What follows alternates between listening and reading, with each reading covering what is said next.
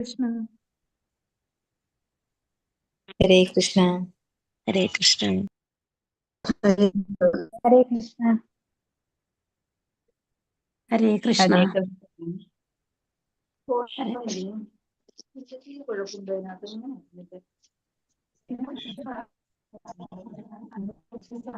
ഹരേ Krishna.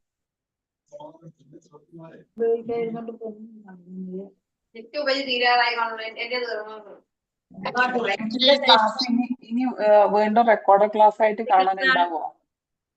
Hello, ഹരേ കൃഷ്ണ. കേൾക്കുന്നില്ലേ?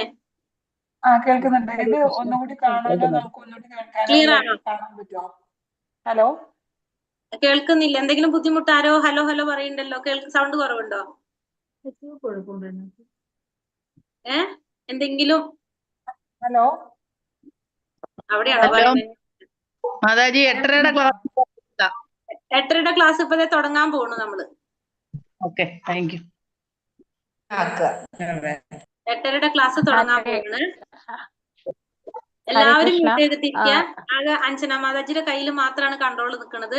അപ്പൊ നമ്മൾ കുറെ പേരുണ്ടാവുമ്പോ ഒരാൾക്ക് പെട്ടെന്ന് എല്ലാവരും മ്യൂട്ട് ചെയ്യാൻ ബുദ്ധിമുട്ടായിരിക്കും. അതല്ലെങ്കിൽ മ്യൂട്ട് ചെയ്യാൻ അറിയുന്നവർ ആരൊക്കെ ഉണ്ടെന്ന് വെച്ചാൽ പറഞ്ഞു കഴിഞ്ഞാൽ ഞാനൊന്ന് കോഹോസ്റ്റ് ആക്കി ഇടാം. അപ്പൊ പെട്ടെന്ന് ആർക്കെങ്കിലും ചെയ്യാൻ സാധിക്കുന്നവരുണ്ടെങ്കിൽ ഹെൽപ്പ് ചെയ്യാനായിട്ട്. കേട്ടോ? സൗണ്ട് ഉണ്ടാവാതിരിക്കാൻ അല്ലെങ്കിൽ കേട്ടില്ല? മ്യൂട്ട് ചെയ്യാൻ അറിയാം. അപ്പൊ മാതാജി ഒന്ന് ഹാൻഡ് റൈസ് ചെയ്യാവോ? ഞാൻ അപ്പൊ കോഹോസ്റ്റ് ആക്കി വെക്കാം.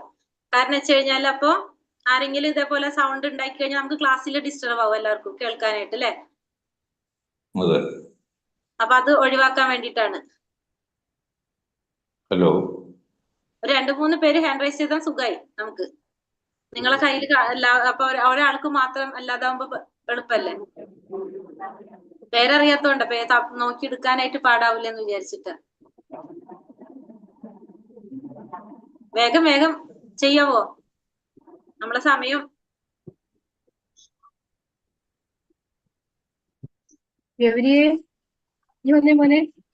നീതു മാതാജിനെ ഹോസ്റ്റ് ആക്കിയിട്ടുണ്ട്. ശ്രുതി മാതാജിനെ ഹോസ്റ്റ് 2 പേരെ ആക്കിയിട്ടുണ്ട് കേട്ടോ. ഹരേ കൃഷ്ണ. മെസ്സേജ് ചെയ്യുന്നത് എവിടെ എന്ത് ചെയ്ത് അടിക്കുന്നേ?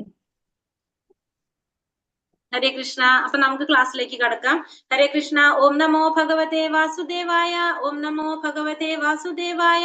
ഓം നമോ ഭഗവതേ വാസുദേവായ.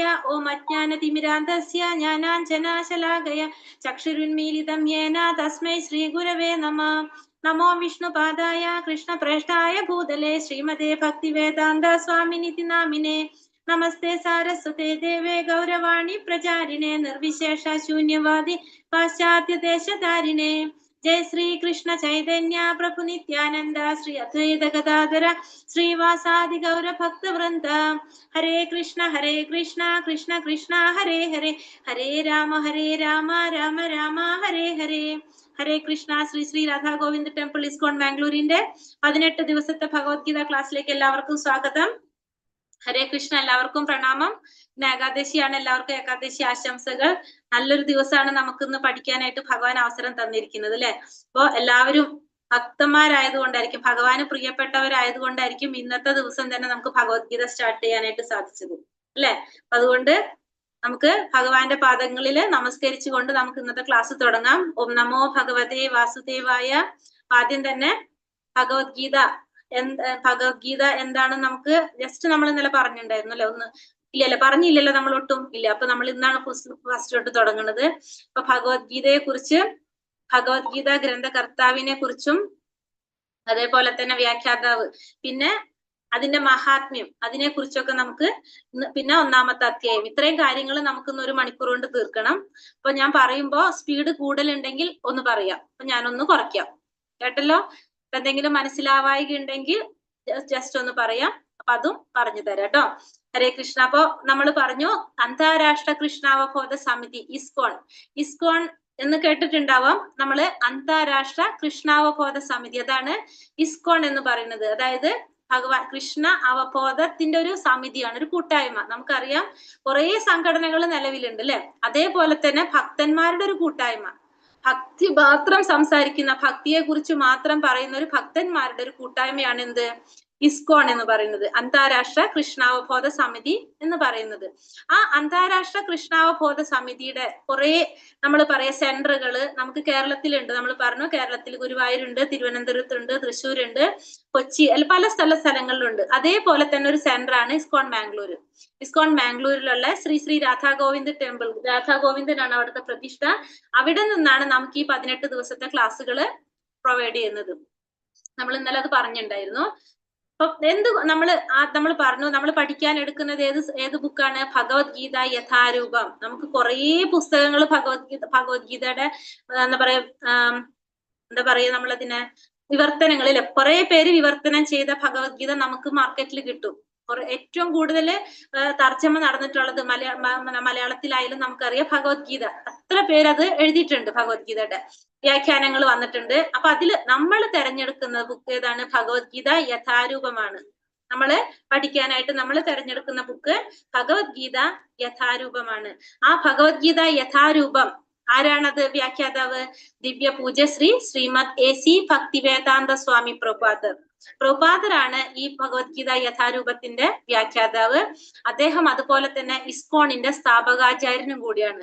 അന്താരാഷ്ട്ര കൃഷ്ണാവബോധ സമിതി എന്ന് പറഞ്ഞ ഇസ്കോണിന്റെ സ്ഥാപകാചാര്യനും അതേപോലെ തന്നെ എന്താണ് ഈ നമ്മൾ പറഞ്ഞ ബുക്കിന്റെ ഭഗവത്ഗീത യഥാരൂപത്തിന്റെ വ്യാഖ്യാതാവുമാണ് അദ്ദേഹം. നമ്മൾ പറഞ്ഞു ഭക്തന്മാർ എല്ലാത്തിനും ഓരോ സംഘടനകളുണ്ട് നമുക്കറിയാം. അപ്പൊ അതേപോലെ തന്നെ ഭക്തന്മാരുടെ ഒരു കൂട്ടായ്മ, അതാണ് ഭക്തിയെ കുറിച്ച് മാത്രം പറയുന്ന, അതാണ് നമ്മുടെ ഇസ്കോൺ എന്ന് പറയുന്നത്, അന്താരാഷ്ട്ര കൃഷ്ണാവബോധ സമിതി എന്ന് പറയുന്നത്. അപ്പൊ നമ്മൾ ആദ്യം നമ്മൾ ഏതൊരു ഗ്രന്ഥവും വായിക്കുന്നതിന് മുമ്പ് അതിന്റെ ഗ്രന്ഥകർത്താവിനെ കുറിച്ച് ഒരു ഇൻട്രൊഡക്ഷൻ ജസ്റ്റ് തരാണ്. നമുക്കറിയാം, ഇപ്പൊ പറഞ്ഞ പോലെ തന്നെ AC ഭക്തിവേദാന്ത സ്വാമി പ്രഭുപാദർ, ശ്രീല പ്രഭുപാദർ എന്ന് പറയാം. ശ്രീല പ്രഭുപാദർ കൽക്കട്ടയിലെ ഒരു വൈഷ്ണവ കുടുംബത്തിലായിരുന്നു അദ്ദേഹം ജനിച്ചത്. അച്ഛനും അമ്മയും ഇതേപോലെ തന്നെ എന്താണ്, അച്ഛന്റെ പേര് ഗൗർമോഹൻ, അമ്മയുടെ പേര് രജനി. ഇവരും വൈഷ്ണവ കുടുംബത്തിൽ തന്നെയാണല്ലോ. പ്രഭുപാദർ ജനിച്ചത് വൈഷ്ണവ കുടുംബത്തിലാണ്. ഭക്തന്മാരായിരുന്നു. അച്ഛനും അമ്മയും എന്താണ്, പരിശുദ്ധ ഭക്തന്മാരായിരുന്നു. അപ്പൊ സ്വാഭാവികമായിട്ടും കുട്ടിയും ഏത് രീതിയിലായിരിക്കും?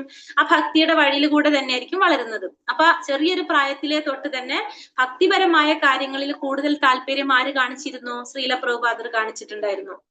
അങ്ങനെ അദ്ദേഹം വളർന്ന് അദ്ദേഹം തന്റെ കുട്ടിയായിരിക്കുമ്പോഴേ തൊട്ട് അദ്ദേഹത്തിന് ഭഗവാനോട് ഭക്തി കാര്യങ്ങളും ഭഗവാന്റെ കാര്യങ്ങളില് പൂജാ കാര്യങ്ങളിലൊക്കെ ഭയങ്കര താല്പര്യമായിരുന്നു. കാരണം അച്ഛനും അമ്മയും ചെയ്യുന്നത് കണ്ട് സ്വാഭാവികമായിട്ടും വീട്ടിലുള്ള മക്കൾക്കും അതിനോട് താല്പര്യം ഉണ്ടായിരിക്കും.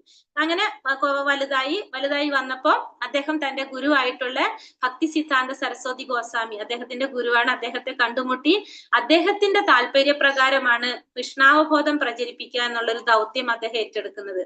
അദ്ദേഹത്തിന്റെ ഗുരുവിന്റെ നിർദ്ദേശമായിരുന്നു കൃഷ്ണാവബോധം പ്രചരിപ്പിക്കുക എന്നുള്ളത്. അപ്പൊ അതിനു വേണ്ടിയിട്ട് അദ്ദേഹം ഭഗവത്ഗീത, ഭാഗവതം പോലുള്ള ഗ്രന്ഥങ്ങളാണ് അതിന് മുഖ്യമായിട്ട് അദ്ദേഹം തെരഞ്ഞെടുത്തത്. പക്ഷെ അദ്ദേഹം നമ്മുടെ ഇന്ത്യയിലല്ല ആദ്യം പ്രചരിപ്പിച്ചത്. അദ്ദേഹം അമേരിക്കൻ ഐക്യനാടുകളിലേക്കാണ് പോയത്. കൊച്ചി മട്ടാഞ്ചേരി ത്രൂ ഒരു ചരക്ക് കപ്പലിലാണ് അദ്ദേഹം പോയത്. അവിടെ ഹിപ്പികള്, അതായത് നമ്മൾ സംസ്കാരം തൊട്ട് പോകാത്ത ഒരു വകുപ്പ്, ഒരു വിഭാഗം ആളുകളെയാണ് അദ്ദേഹം എന്തിലേക്ക് കൊണ്ടുവന്നത്? ഈ കൃഷ്ണാവബോധത്തിലേക്ക് കൊണ്ടുവന്നത്. അങ്ങനത്തെ ഒരു കൂട്ടം ആളുകളെ കൃഷ്ണാവബോധത്തിലേക്ക് കൊണ്ടുവന്ന് അമേരിക്കൻ ഐക്യനാടുകളിലെ കൃഷ്ണാവബോധം പ്രചരിപ്പിച്ച് അദ്ദേഹം 1966 ജൂലൈ മാസത്തിൽ ഇസ്കോൺ എന്ന് പറഞ്ഞ ഈ ഒരു സംഘടന സ്ഥാപിച്ചു. അതിനുശേഷം 100ഓളം ക്ഷേത്രങ്ങളും ആശ്രമങ്ങളും സ്കൂളുകളും ഒക്കെ നമ്മുടെ ഇന്ത്യയിലും മറ്റുള്ള സ്ഥലങ്ങളിലുമായിട്ട് ഉണ്ടായി. അതിനുശേഷം അദ്ദേഹം ബുക്കുകൾ പ്രസിദ്ധീകരിക്കുന്നതിന് അദ്ദേഹം ഭക്തി വേദാന്ത ബുക്ക് ട്രസ്റ്റ് സ്ഥാപിച്ചു. അങ്ങനെ കുറെ കാര്യങ്ങൾ അദ്ദേഹം സമൂഹത്തിന്റെ നന്മയ്ക്കായിട്ട് ചെയ്തു. അതിനുശേഷം അദ്ദേഹം ഒരു നവംബർ മാസത്തിൽ അദ്ദേഹം ഇഹലീല അവസാനിച്ചു. അദ്ദേഹത്തിന്റെ ജീവിതം അതോടുകൂടി അവിടെ അവസാനിക്കുകയാണ് ചെയ്യുന്നത്. അപ്പൊ അദ്ദേഹത്തെ കുറിച്ച് നമ്മൾ ജസ്റ്റ് ഒന്ന് പറഞ്ഞാണ്. ചരക്ക് കപ്പലിൽ അതിന്റെ ഒരു പിക്ചേഴ്സ് കൊടുത്തിട്ടുള്ളതാണ്. പിന്നെ ഒരു മെയിൻ ആയിട്ടുള്ള അദ്ദേഹത്തിന്റെ ഒരു മാസിക ഉണ്ട്, ബാക്ക് ടു ഗോഡ് ഹെഡ് എന്ന് പറഞ്ഞൊരു മാസിക പ്രസിദ്ധീകരിച്ചിട്ടുണ്ടായിരുന്നു. കൊച്ചി മട്ടാഞ്ചേരി ത്രൂ ആണ് അദ്ദേഹം പോയത്. നമ്മുടെ കൊച്ചിയിൽ ഈ ഒരു ശിലാഫലകം അവിടെ ഉണ്ട്. കൊച്ചിയിലുള്ളവരുണ്ടെങ്കിൽ നമുക്ക് അറിയാം,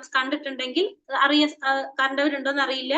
കൊച്ചിയിൽ ഇങ്ങനെ ഒരു ശിലാഫലകം ശ്രീല പ്രഭുപാദരുടെ അവിടെ അദ്ദേഹം കൊച്ചിയിൽ വെച്ചിട്ടാണ് കൊച്ചിയിൽ അദ്ദേഹം ഇറങ്ങിയിട്ടുണ്ടായിരുന്നു. അവിടെ നിന്നാണ് ഭാഗവതം കയറ്റുന്നത്. അങ്ങനെ ശ്രീല പ്രഭുപാദരുടെ അവിടെ ഒരു എന്തുകൊണ്ട് ശിലാഫലകമുണ്ട്. ഇത് രാധാ ഗോവിന്ദ് ഡയറ്റി ഇസ്കോൺ മാംഗ്ലൂരിലെ പ്രതിഷ്ഠയാണ്. ഇസ്കോൺ മാംഗ്ലൂരിന്റെ അഡ്രസ് ആണ്. അവിടുത്തെ ടെമ്പിൾ പ്രസിഡന്റ് നാമനിഷ്ഠദാസ് പ്രഭുജിയാണ്. IIT കാൺപൂർ IITയിൽ നിന്ന് ബിടെക്, കാൺപൂരിൽ നിന്നാണ് അദ്ദേഹം എന്ത് പഠിച്ചത്, ബിടെക്. IIT ഹോൾഡർ ആണ് അദ്ദേഹം. അപ്പൊ അത് കഴിഞ്ഞിട്ട് അദ്ദേഹം ഈ ഏറ്റവും താഴെ പിക്ചറിൽ കാണുന്നതാണ് ആര്, നമ്മൾ പറഞ്ഞ നാമനിഷ്ഠദാസ് പ്രഭുജി. സന്യാസിയാണ്, ആചാര്യനാണ്. അദ്ദേഹത്തിന്റെ നിർദ്ദേശപ്രകാരമാണ് നമ്മൾ ഈ ക്ലാസ്സുകളെല്ലാം നമ്മൾ നൽകുന്നത്. അദ്ദേഹത്തിന്റെ ഗുരുവാണ് ജയപതാക സ്വാമി മഹാരാജ്. അദ്ദേഹത്തിന്റെ ഗുരുവാണ് നമ്മൾ ഇപ്പോൾ പറഞ്ഞ ശ്രീല പ്രഭുപാദർ, ഭക്തിവേദാന്ത സ്വാമി പ്രഭുപാദർ. ഇനി നമ്മൾ ചിന്തിക്കാം, നമ്മൾ എന്തുകൊണ്ടാണ് ഭഗവത്ഗീത യഥാരൂപം നമ്മൾ പഠിക്കാനായിട്ട് തെരഞ്ഞെടുത്തത്. നമ്മൾ പറഞ്ഞു അല്ലെ, ഭഗവത്ഗീത യഥാരൂപമാണ് നമ്മൾ പഠിക്കാനായിട്ട് തെരഞ്ഞെടുക്കണമെന്ന് പറഞ്ഞു. അപ്പൊ എന്തുകൊണ്ട് ഭഗവത്ഗീത യഥാരൂപം നമ്മൾ തെരഞ്ഞെടുത്തു? കാരണം ഭഗവത്ഗീത യഥാരൂപത്തിന്റെ പ്രത്യേകത എന്താണ്? ഭഗവാൻ ശ്രീകൃഷ്ണൻ പറഞ്ഞത് അതേപടി, ഭഗവാൻ എന്താണോ പറഞ്ഞത് അതേ വാക്കുകൾ യാതൊരു കലർപ്പുമില്ലാതെ ആ ഒരു ഗുരുപരമ്പരയിലൂടെ നമുക്ക്, ഗുരുശിഷ്യ പരമ്പരയിലൂടെ നമുക്ക് നൽകാണ്. ഇതിലൂടെ ഭഗവത്ഗീത യഥാരൂപത്തിലൂടെ. നമ്മൾ പറഞ്ഞു ശ്രീല പ്രഭുപാദർ ഭക്തി നിറഞ്ഞൊരു അന്തരീക്ഷത്തിലുള്ള ഒരു കുടുംബത്തിലായിരുന്നു ജന്മമെടുത്തതെന്ന്.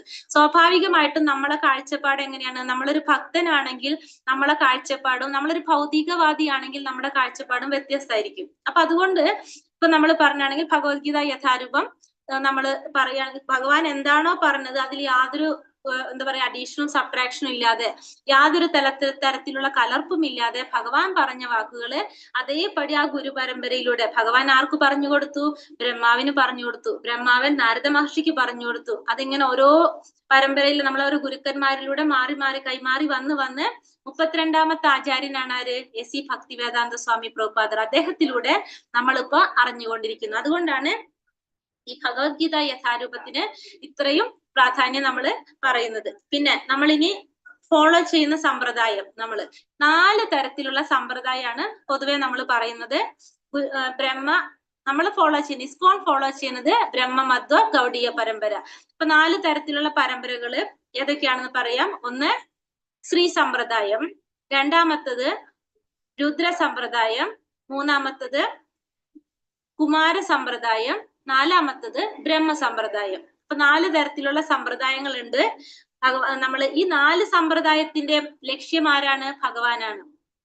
4 സമ്പ്രദായം നമ്മളെ മുന്നിലെത്തി കൊണ്ടുപോകുന്നത് എവിടേക്കാണ്? ഭഗവാനിലേക്കാണ് നമ്മളെ കൊണ്ടുപോകുന്നത്. പക്ഷെ ഓരോ സമ്പ്രദായവും ഇപ്പൊ ഇസ്കോൺ ഫോളോ ചെയ്യുന്നത് ബ്രഹ്മസമ്പ്രദായമാണെന്ന് മാത്രം. ശ്രീ സമ്പ്രദായം എന്ന് പറഞ്ഞത് ലക്ഷ്മി ദേവിയിൽ നിന്ന് തുടങ്ങുന്ന സമ്പ്രദായം. പക്ഷെ അത് ആരിലേക്കാണ് എത്തിക്കുന്നത്? ഭഗവാനിലേക്കാണ്. അതേപോലെ തന്നെ 9 PM ക്ലാസ് ഉണ്ടോന്നോ? ഹരേ കൃഷ്ണ. ഇവിടെ 8:30 L1ന്റെ ക്ലാസ് നടക്കാണ് ഇപ്പോ. രണ്ടാമത്തെ സമ്പ്രദായം നമ്മൾ പറഞ്ഞു. ഏതാണ് പറഞ്ഞത്? ഒന്നാമത്തെ ശ്രീ സമ്പ്രദായം, രണ്ടാമത്തെ സമ്പ്രദായം രുദ്ര സമ്പ്രദായം, അതായത് മഹാദേവന്റെ സമ്പ്രദായം. രുദ്ര എന്ന് വെച്ചാല് ശിവൻ അല്ലെ, ശിവന്റെ മഹാദേവന്റെ സമ്പ്രദായമാണ് രുദ്ര സമ്പ്രദായം എന്ന് പറയുന്നത്. മൂന്നാമത്തെ 4 കുമാരന്മാര്, സനക, സനാതന, സനന്ദ, സനൽകുമാരന്മാരുടെ സമ്പ്രദായം മൂന്നാമത്തത്. നാലാമത്തെയാണ് ബ്രഹ്മസമ്പ്രദായം. അപ്പൊ ബ്രഹ്മസമ്പ്രദായം നമ്മള് ഇസ്കോൺ ഫോളോ ചെയ്യുന്നത് ബ്രഹ്മമധ്വ ഗൗഡീയ പരമ്പര. ബ്രഹ്മാവ്, മധ്വാചാര്യര്, പിന്നെ ഗൗഡീയം എന്ന് പറയാനായിട്ട് കാരണം ഇവിടെ ചൈതന്യ മഹാപ്രഭു, ഭഗവാന്റെ ഒരു രഹസ്യ അവതാരം വരുന്നുണ്ട്. ചൈതന്യ മഹാപ്രഭു കലിയുഗത്തില്. ആ ചൈതന്യ മഹാപ്രഭുവും 22ാമത്തെ ആചാര്യനായിട്ട് നമ്മൾ ഈ ഗുരുശിഷ്യ പരമ്പരയിൽ വരുന്നുണ്ട്. അതുകൊണ്ടാണ് ഗൗഡീയ സമ്പ്രദായം കൂടി വരുന്നത് കൊണ്ടാണ് ഈ ബ്രഹ്മ സമ്പ്രദായത്തിന് നമ്മൾ ഇത് പറയുന്നത് ബ്രഹ്മ മധ്വ ഗൗഡീയ പരമ്പര. കാരണം നമ്മൾ ഫോളോ ചെയ്യുന്നത് ബ്രഹ്മ മധ്വ ഗൗഡീയ പരമ്പരയാണ്. അപ്പൊ 4 തരത്തിലുള്ള സമ്പ്രദായങ്ങള്: ശ്രീ സമ്പ്രദായം, രുദ്ര സമ്പ്രദായം, കുമാര സമ്പ്രദായം, നാലാമത്തത് ബ്രഹ്മസമ്പ്രദായം. നമ്മൾ ഫോളോ ചെയ്യുന്നത് ബ്രഹ്മമധ്വ ഗൗഡീയ പരമ്പര. ഇത്രയും ക്ലിയർ ആണോ എല്ലാവർക്കും? സ്പീഡ് കൂടുന്നുണ്ടോ? ഹരേ കൃഷ്ണ. പറ്റുന്നുണ്ടോ എല്ലാവർക്കും? ഫോളോ ചെയ്യാൻ ഓക്കെ ആണല്ലോ അല്ലെ? എന്തെങ്കിലും ഉണ്ടെങ്കിൽ പറയാം. പിന്നെ ഇനി നമുക്കിവിടെ നമ്മൾ പറഞ്ഞല്ലേ എന്തുകൊണ്ടാണ് ഭഗവത്ഗീത യഥാരൂപം. അപ്പൊ അതിനൊരു എക്സാമ്പിൾ നമുക്ക് മനസ്സിലാക്കാൻ വേണ്ടി ഒരു പിക്ചർ തന്നിട്ടുണ്ട് ഇവിടെ. ഭഗവാൻ നമ്മള് മൊബൈൽ ചാർജ് ചെയ്യാനായിട്ടില്ല, അവിടെ ഒരു ചാർജർ ഉണ്ട്, എന്താ പറയാ കേബിൾ ഉണ്ട്, മൊബൈൽ ഉണ്ട്, അവിടെ ഒരു പ്ലഗ് ഉണ്ട്. നമുക്കൊരു കേബിൾ ഉണ്ടെങ്കിൽ മാത്രമേ ആ ഫോൺ ഉണ്ടായിട്ടും നമുക്ക് ചാർജ് ചെയ്യാനായിട്ട് എന്താ പറയാ പോയിന്റ് ഉണ്ടായിട്ട് കറണ്ടിന്റെ പോയിന്റ് ഉണ്ടായിട്ടും കാര്യമില്ല. നമുക്കൊരു അതിന് കറക്റ്റ് ആയിട്ടുള്ള ഒരു ചാർജർ നമുക്ക് വേണം. ആ ചാർജർ ഉണ്ടെങ്കിൽ മാത്രമേ ഇതിന്ന് രണ്ടിന്നും കൂടി നമുക്ക് ആ കറണ്ട് പാസ് ചെയ്യാനായിട്ട് സാധിക്കുള്ളൂ. ആ പോയിന്റിൽ നിന്ന് മൊബൈലിലേക്ക് കറണ്ട് പാസ് ചെയ്യണമെങ്കിൽ എന്ത് വേണം? അതിന് കറക്റ്റ് ആയിട്ടുള്ള ഒരു കേബിൾ വേണം നമുക്ക്, അല്ലെ? ആ കേബിള് അതേപോലെ തന്നെയാണ് നമ്മൾ ഈ പരമ്പര പറയുന്നത്. കാരണം ഈ പരമ്പരയിലൂടെ മാത്രമേ നമുക്ക് ആ കറണ്ട് കറക്റ്റ് ആയ രീതിയിൽ മൊബൈലിലേക്ക് എത്തുന്ന പോലെ നമുക്ക് ആ ഭഗവാനിൽ നിന്ന് നമുക്ക് അത് കറക്റ്റ് ആയിട്ട് നമ്മളിലേക്ക് എത്തണമെങ്കിൽ എന്ത് വേണം? അതിന് കറക്റ്റ് ആയിട്ടൊരു വഴി വേണം, അതല്ലെങ്കിൽ ഒരു റൂട്ട് അത്യാവശ്യമാണ്, ഒരു പാത അത്യാവശ്യമാണ്. അതാണ് നമ്മളുടെ ഈ ഗുരുപരമ്പര. കാരണം ഗുരുപരമ്പരയിൽ എന്ന് പറയുമ്പോൾ എന്താണ്? ഒരു ഗുരുവിൽ നിന്ന് അടുത്ത ഗുരുവിലേക്ക് കൈമാറി പോകാണ്. അപ്പൊ അവിടെ എന്താണ്? അവിടെ ഒരു ഗ്യാപ്പ് വരുന്നില്ല. ഗ്യാപ്പ് വരുമ്പോ എന്താ സംഭവിക്കുന്നത്? നമ്മൾ ഇഷ്ടത്തിനുള്ള എഴുതി ചേർക്കലുകൾ വരും അവിടെ. പക്ഷെ ഇത് അങ്ങനെയല്ല. അതുകൊണ്ട് നമ്മളുടേതായ രീതിയിലുള്ള കാഴ്ചപ്പാടുകളോ വ്യാഖ്യാനങ്ങളോ ഒന്നും ഇതില് വരുന്നില്ല. അതാണ് അതിന്റെ പ്രത്യേകത. പിന്നെ ഭഗവത്ഗീത പഠിക്കാൻ വേണ്ട യോഗ്യതകൾ എന്തൊക്കെയാണെന്ന്. ഭഗവത്ഗീത പഠിതാവിന്റെ യോഗ്യതകൾ. അർജുനൻ ഭക്തനും ശിഷ്യനും ഉറ്റമിത്രവുമാകയാലാണ് ഭഗവത്ഗീത അദ്ദേഹത്തിന് ഉപദേശിക്കപ്പെട്ടത്. അതുകൊണ്ട് അർജുനന് സമാനമായ ഗുണങ്ങളുള്ള ഒരാൾക്കാണ് ഭഗവത്ഗീത നന്നായി ഗ്രഹിക്കാൻ കഴിയുക. അപ്പൊ ഭഗവാൻ പറയുന്നത് എന്താണ് ഇവിടെ? അർജുനനെ പോലെ നമ്മൾ ഭക്തനായിരിക്കണം, ശിഷ്യനായിരിക്കണം, ഉറ്റമിത്രമായിരിക്കണം. ഈ 3 കാര്യങ്ങൾ നമുക്കുണ്ടെങ്കിൽ നമുക്ക് എന്തുണ്ട്? ഭഗവത്ഗീത പഠിക്കാനുള്ള യോഗ്യതയുണ്ട്. ഇല്ലെങ്കിൽ നമ്മൾ അത് ഇന്നു മുതൽ നമ്മൾ ഉണ്ടാക്കാണ്. നമ്മൾ ഭഗവാന്റെ ഭക്തനായിരിക്കും, ശിഷ്യനായിരിക്കും, ഉറ്റമിത്രമായിരിക്കും. ഭക്തൻ എന്ന് വെച്ചാൽ എന്താണ്? നമ്മള് ഭഗവാനെ പറ്റി എപ്പോഴും ചിന്തിക്കല്ലേ. ഭക്തന്മാരങ്ങനെയല്ലേ? ഭഗവാനോട് ഭയങ്കര സ്നേഹം നമ്മളുടെ അടുപ്പം ഉണ്ടാവണം. ശിഷ്യൻ എന്ന് പറഞ്ഞാലോ വിശ്വാസം ഉണ്ടാവും നമുക്ക്. ഒരു ഗുരുവിനോട് എപ്പോഴും വിശ്വസിക്കുന്നവനായിരിക്കും ശിഷ്യൻ. ഗുരു എന്ത് പറയുന്നോ അത് മുഴുവനും വിശ്വസിക്കുന്നവനാണ് ശിഷ്യൻ. അപ്പോ ഒന്നാമത് ഭക്തനായിരിക്കണം, രണ്ടാമത് ശിഷ്യനായിരിക്കണം, മൂന്നാമത്തത് ഉറ്റമിത്രമായിരിക്കണം. ഉറ്റമിത്രം നമ്മള് സങ്കടങ്ങളും സന്തോഷങ്ങളും എല്ലാം നമ്മൾ ഒരുപോലെ പങ്കുവയ്ക്കുന്നതാണ് മിത്രമായിട്ട്. ഈ 3 ഗുണങ്ങളും നമുക്ക് ആവശ്യമാണ്. എന്തിന്? ഭഗവത്ഗീത പഠിക്കാനായിട്ട്. ഭഗവത്ഗീത ഗീത ഉപദേശകന്റെ ആജ്ഞാനുസരണം സ്വീകരിക്കേണ്ടതാണ്. ഭഗവത്ഗീതയുടെ അന്തസത്ത ഭഗവത്ഗീതയിൽ തന്നെ സൂചിതമായിട്ടുണ്ട്. അതിങ്ങനെയാണ്: ഒരു മരുന്ന് സേവിക്കാൻ നാം ആഗ്രഹിക്കുമ്പോൾ അതിന്റെ ലേബലിൽ കൊടുത്ത നിർദ്ദേശങ്ങൾ നാം പാലിക്കണം. നാം ഒരിക്കലും നമ്മുടെ തന്നെ ആശയം അനുസരിച്ചോ ഒരു സ്നേഹിതന്റെ നിർദ്ദേശം അനുസരിച്ചോ മരുന്ന് കഴിക്കരുത്. ലേബലിൽ കാണുന്ന നിർദ്ദേശങ്ങൾ അനുസരിച്ചോ വിശ്വകരന്റെ ഉപദേശങ്ങൾ അനുസരിച്ചോ സേവിക്കേണ്ടതാണ്. അതുപോലെ ഭഗവത്ഗീതയും ഗീതോപദേശകന്റെ ആജ്ഞാനുസരണം സ്വീകരിക്കപ്പെടേണ്ടതാണ്. ഭഗവാൻ കൃഷ്ണനാണ് ഗീതോപദേശകൻ. ഭഗവത്ഗീതയുടെ ഓരോ താളിലും അദ്ദേഹം പരമദിവ്യോത്തമ പുരുഷനായ ഭഗവാനാണെന്ന് പറയുന്നുണ്ട്. അപ്പൊ ഭഗവത്ഗീത നമ്മൾ എങ്ങനെ സ്വീകരിക്കണം? ഗീത ഉപദേശകന്റെ ആജ്ഞാനുസരണം സ്വീകരിക്കണം. ഗീത ഉപദേശകൻ ആരാണ്? ഭഗവാൻ കൃഷ്ണൻ. കൃഷ്ണന്റെ ഉപദേശപ്രകാരമായിരിക്കണം നമ്മള് ഭഗവത്ഗീത സ്വീകരിക്കേണ്ടത്. കാരണം ഭഗവത്ഗീതയുടെ അന്തസത്തയില് അത് സൂചിതമായിട്ടുള്ളതാണ്. കാരണം അതെങ്ങനെ പറയുന്നത്? ഒരു മരുന്ന്, നമുക്കൊരു അസുഖം വന്ന് നമ്മൊരു ഡോക്ടറെ കണ്ടു കഴിഞ്ഞാൽ നമ്മളെ ഇഷ്ടത്തിനോ നമ്മളെ സുഹൃത്തുക്കളോ ബന്ധുക്കളോ പറയുന്നത് അനുസരിച്ചല്ല നമ്മൾ മരുന്ന് കഴിക്കുന്നത്. എങ്ങനെയാണോ ഡോക്ടർ നിർദ്ദേശിക്കുന്നത് അതനുസരിച്ചാണ് നമ്മൾ മരുന്ന് കഴിക്കേണ്ടത്, അല്ലെ? എന്നാലേ നമ്മളുടെ അസുഖം ഭേദമാകുള്ളൂ. അതേപോലെ തന്നെയാണ് എന്ത്?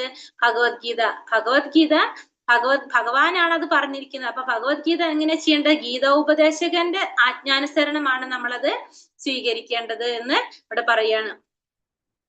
ഇനി ഭഗവത്ഗീത മനുഷ്യ ജീവിതത്തിലെ ഒരു ലൈഫ് മാനുവൽ ആണെന്ന് പറയാം. നമ്മള് ഭഗവത്ഗീത എന്ന് പറഞ്ഞാല് നമ്മുടെ മനുഷ്യ ജീവിതത്തിന്റെ ഒരു ലൈഫ് മാനുവൽ ആണ്. നമ്മൾ പറഞ്ഞു, നമ്മൾ ഈ ഭൗതിക ലോകത്തിൽ വന്ന് ജന്മം എടുത്തു.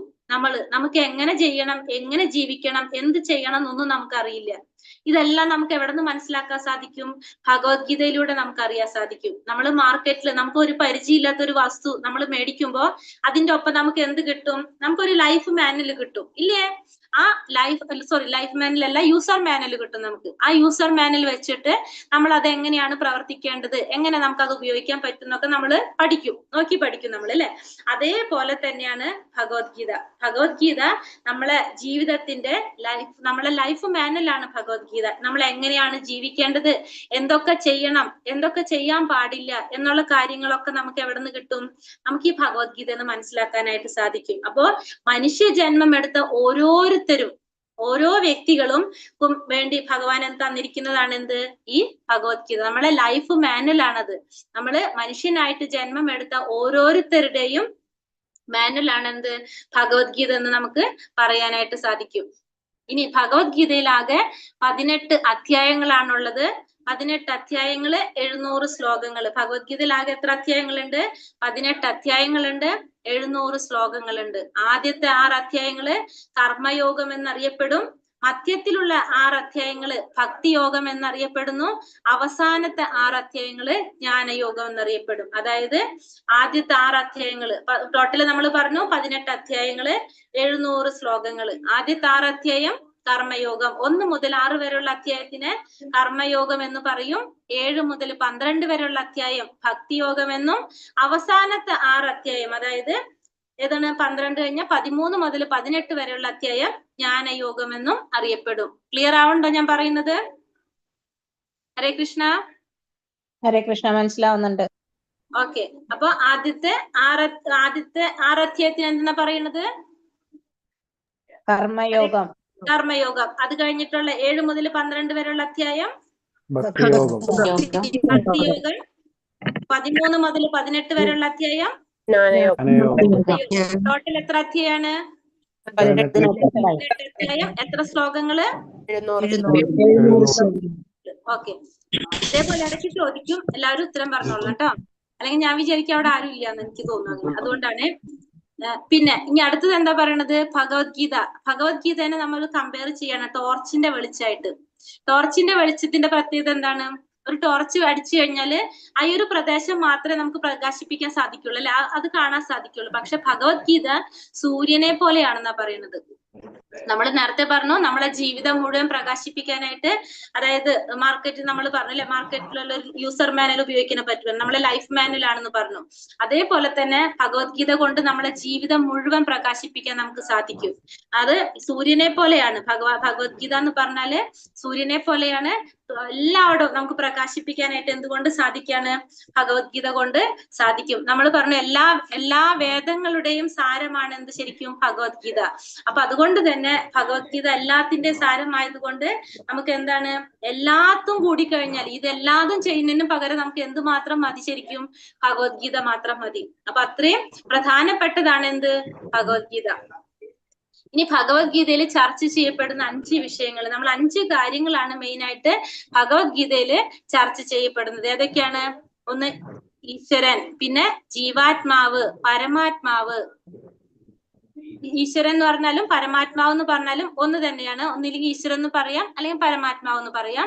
രണ്ടാമത്തത് ജീവാത്മാവ് അല്ലെങ്കിൽ ആത്മാവ്, നമ്മളെയാണ് ആത്മാവ് എന്ന് പറയുന്നത്, ജീവാത്മാവ് അല്ലെങ്കിൽ ആത്മാവ്.